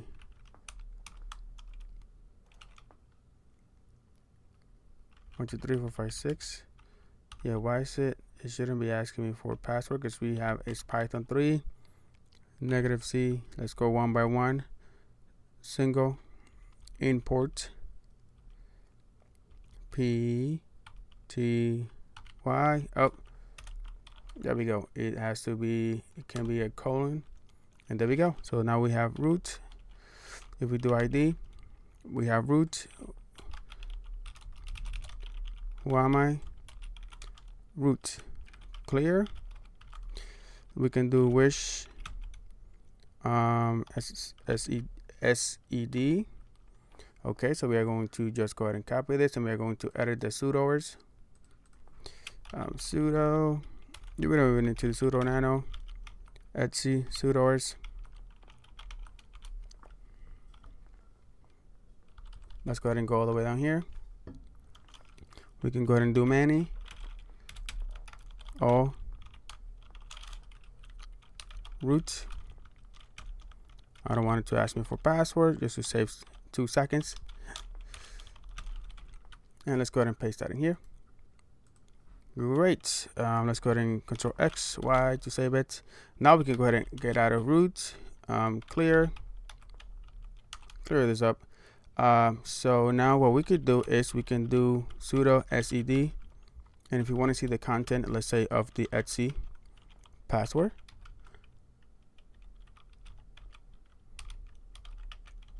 we are going to be able to do that. So that's great. So let's go ahead and see. We want to replace, let's see, the root. So I want to gain root access to it. So what I want to do is, before we do that, let's go ahead and do open SSL to create a new password. -I, let's say hacked 123 password, open SSL as -1. There we go. So we are going to have that in here. So we are going to say that what we want to do is we want to replace this text with something else that has a password to it. So the way that we can do that is that we can do it sudo -I, and then we are going to do double single quotes. The source is going to be let's see. Okay, so we need to put in here this one in here. So the root, copy. We are going to paste it in here. So we want to do is we want to replace this with, we are going to paste it again, but we are going to add a password to it. So we need to remove the X and add the password that we just created.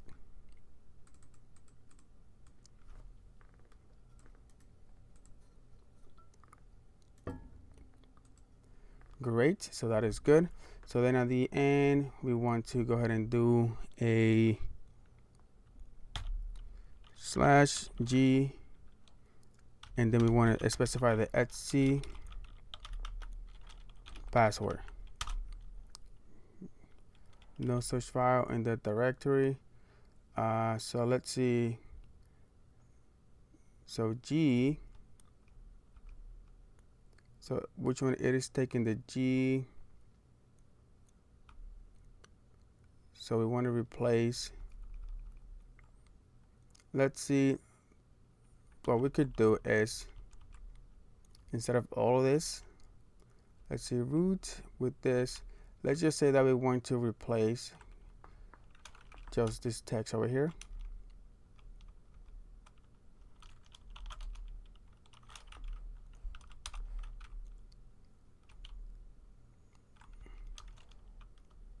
We want to replace this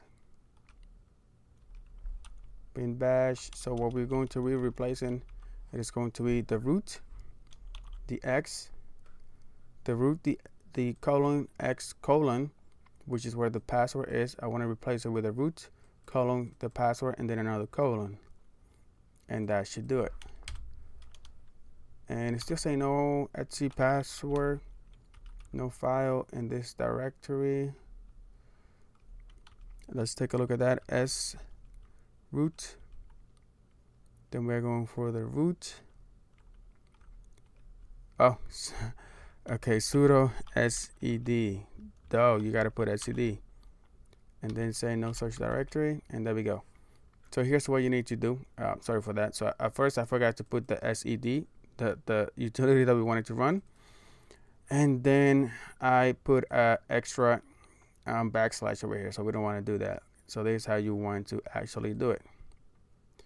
Okay, so now if we do a sudo SED and we put etc, so we can basically do a cat.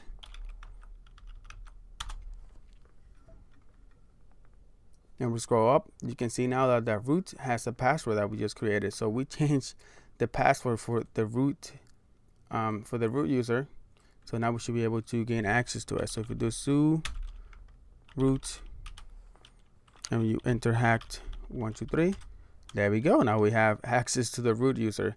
So you can do this with any of the text in here. You can just replace whatever you want with it. And what we did was we just replaced we added a password to it, because the root in this system doesn't have a password. So we just created a password with OpenSSL and replace it using sudo SED, because it is running as a root user. So you don't want to give anybody sudo access to the SED, because they're going to be able to do the same thing that we just did.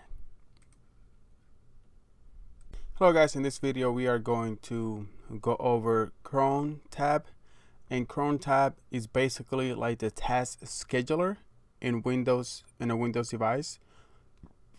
And Crontab is a long-running process that executes commands at specific dates and times, and you can use this to schedule activities, either as one-time events or recurring tasks. Like if you want to do a backup every day at 1 a.m. You can schedule that. You can create a script to do the backup, and then you can add that to the Crontab. So it is a really useful utility in Linux. So if you know how to use it, and if you know how to use it correctly, you should be fine. But if you do not know how to use it and you configure this, if you not configure this correctly, you are going to users are going to be able to do privilege escalation and gain root access to your system, basically. So what we are going to be doing in this video is that since you already know, because I said what Crontab is, it's a task scheduler. What we're going to do is we are going to make a directory. We are going to then create a executable, so we can execute that every minute, and you guys are going to see that. And after you see that it is executed, we are going to do a privilege escalation, but that's going to be on the next video. We are going to do the privilege escalation, but in this video we are basically going to configure or misconfigure Crontab, so you can so you don't do this, right? So I am as the root user right now. So let's say that you are the root user and you want to create some task. So let's go ahead and create a directory, and we are just going to call it tasks. And let's go ahead and go inside tasks, make directory cd did I not? Oh, sorry for that. I named it TAKS. I guess that's not good. Let's go ahead and remove it. RMDK. There we go. So now let's go ahead and create it and name it correctly. TASKS. So we are going to go inside tasks, and inside of here what we're going to be doing is we are going to do a nano, and we are going to just create tasks. Let's say task number 1.sh, so we can run it, and we're going to create basically a bash script in here. Let's call it bin bash, and all I wanted to do is to do echo I love you. So every minute we are going to schedule a task just to tell us that I love you, right? So that's what's going to be doing. So that's do Control X and then Y to save it. So now since we want to make it an executable, what we want to do is a chmod, and let's just do 4777. So here's when the issue happens. So whenever a root user doesn't know how to use chmod and doesn't know what the issue is when you misconfigure these permissions, that's when the issue happens. So right now we are going to provide basically they're going to be able to execute this file, and they're also any user is going to be able to run it as a root user, like you learned previously. On the previous video we went over SUIDs, and we also went over the misconfigure permissions, and we are using both of them at the same time, but that's fine. And let's go ahead and do task 1.sh. So now if we do a ls -l task, you can see that everybody has read and write access to it, and you can see the S bit in here. The SUID means that anybody is going to be able to run this as a root user, but we don't even have to do that far. Let's say that they don't even know that bit. They can just do a 777, which also would do the same. So now it means that the root user is going to be able to rewrite and execute, and whoever is in the group root is going to be able to rewrite and execute, and anybody else is going to be able to rewrite and execute. And we don't even need to do that. We can just do a, let's say 7775. So that's just execute. Let's just say 776. Well, that gives you read and write. So that's what's going to happen is that if we do a 776, the root is going to be able to rewrite and execute. The root group is going to be able to rewrite and execute, and everybody else is going to be able to just read and write. But still, people are going to be able to add whatever they want to it, and that's what is going to happen. So let's go ahead and clear this. Now we are going to go into the Crontab, so we can execute this every minute. So we are going to basically schedule this to run every minute. Right, so we wanted to tell us every minute. So in here's the Crontab. Here's how you can schedule. The first one gives you the example of the job definition. The other one is the minutes. Then we have the hour, the day of the month that you want to execute, or the date of the week too. But what we're going to be doing is that we want to run this every minute. So we are going to put 1 right here to tell it that it's going to be basically every minute. And then if we go make it over here, the asterisk means that we're not using this. So we're not going to use the day of the week, the month, the month. We are not going to use the day of the month. We're not using the hour. We are just using the minute, as you can see right here, which we put every minute. And then we want to execute this as the root user, of course. And then we want to go into tabs, or we name this task, and then inside task it is called the task 1.sh, right? So what's going to happen is we are going to run this file every minute with Crontab. So you can do Control X, and actually let's go ahead and do cancel. We need to put it as a that and this backslash, and we need to make this an executable as well. I forgot. Well, I did make it an executable already, so we don't need to do that. So let's go ahead and do Control X and Y to save it, and there we go. So now what's going to happen if you do a grep cron, so we can see the log. You can go to var log syslog, and inside right here we can see that if you get this error, let's see, if you get this error right here, that it says no MTA install this current output, that means is that you need to install the postfix.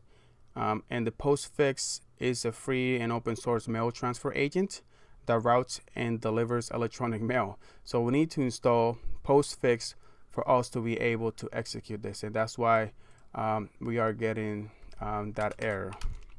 So if you get that error, what we need to do is that we need to do a sudo. You need to do this from the root apt get install, and you need to install post fix, and it's going to install postfix. It doesn't take that long.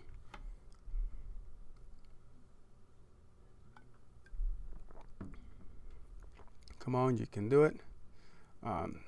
So there you go. So it has been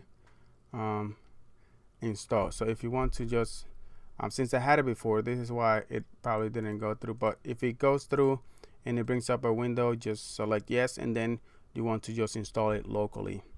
So if you want to just reload this, that's fine. You don't really need to do that. It didn't ask me for where I needed to install it, because I already installed it already, and I just like uninstall it and reinstall it again, but it saved my settings. So if it asks you for the settings, just say that you wanted to install it locally, and that should basically do it. So now if you do, let's say, now what we need to do basically is that we just need to wait. Let me see if I did this correctly. Task sh. So let's go ahead and see if it works. We can just run it from here. You can see that it says I love you, and when it says that you have mail, that means that your task in the Crontab was executed. So if you see that you have mail, and if you want to see it, you have to go over here. What you need to do is go nano var mail root. Let's see, and inside right here, you can see it right now. It is working. So the I love you is working. So there we go. Every minute it is going to tell you I love you. So now what we are going to be doing in the next video, I'm going to show you how we can do a privilege escalation based on this error or this misconfiguration of the Crontab. So in this video, we are going to basically do a privilege escalation through the Crontab that we misconfigured on the previous video. If you haven't watched that video, please go ahead and watch it. So we did all of that. So now if you're looking for privilege escalation and you have nothing else, you can always look at the Crontab, which is read for anybody. You can read it. So if you do an Etsy and we just do Crontab from over here, you're going to notice, and you can see that I am logged in as Manning, and Manning doesn't have any access. It doesn't have any root access, because if you do a groups and if you type Manning, you can see all he has access is basically to the Manning group and SSH, so nothing. So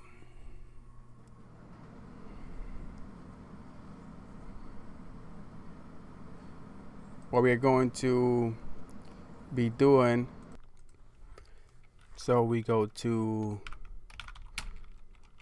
the nano, we go to the Crontab, and we can see that we can see some stuff that are running daily, weekly, monthly, hourly. But then we see this one right here, which is running every minute as a root user, and you see this one was you can see that it was manually configured, right?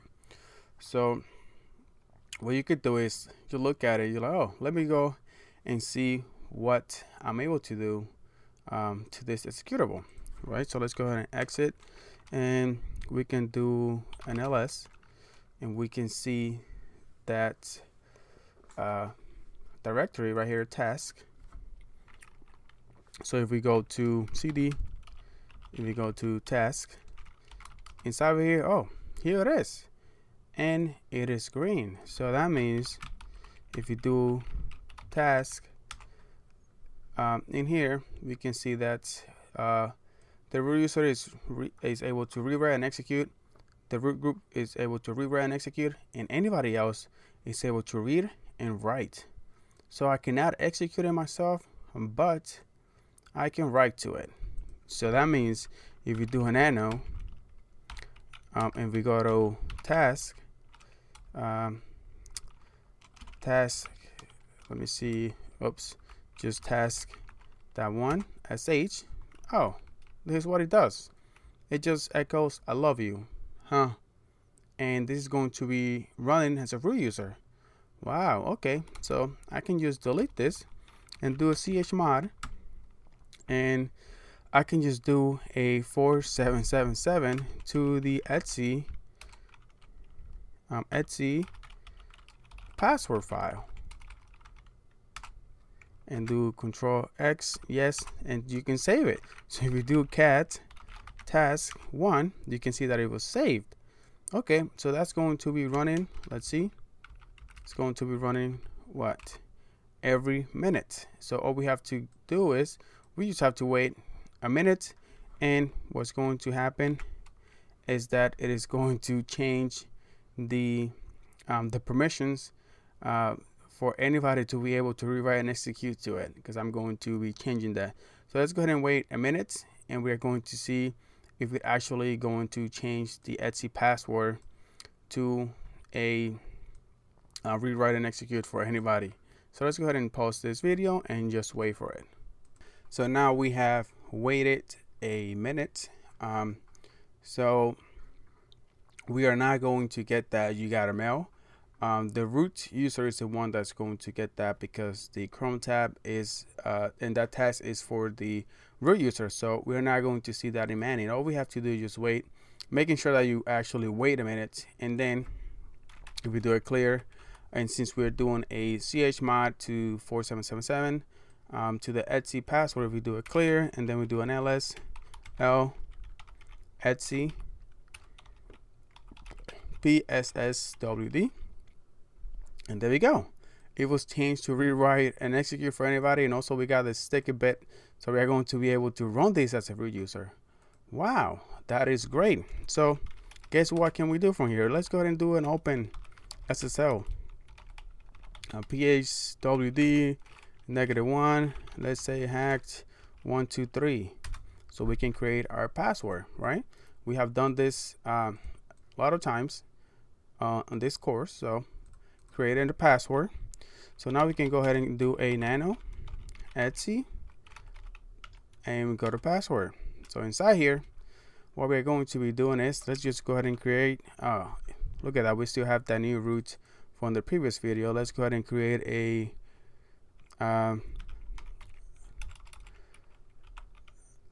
let's go ahead and create a user, the best root, that's what we're going to call it.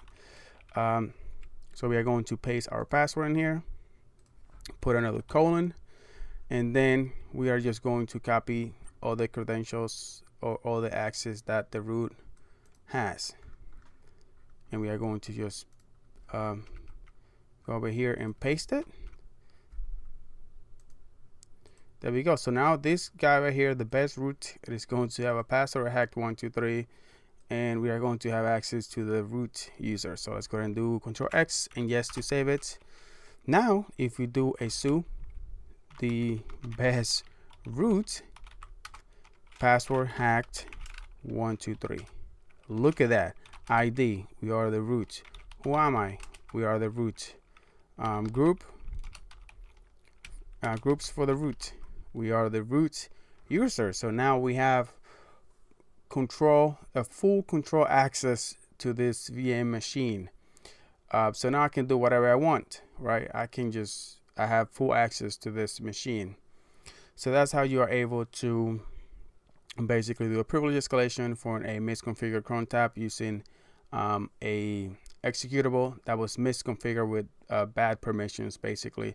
So that's one way to do it. Another way that you could do it, we edit that bash file, that executable, just to give us access to the password file.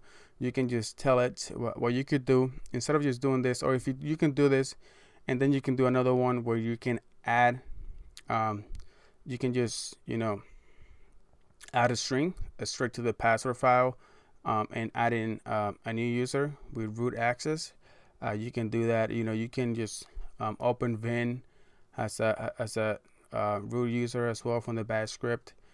So you can do a lot of stuff. Also, if the etc Crontab file has read-write access for anybody else, you can configure whatever you want and run it as a root from there, and just wait.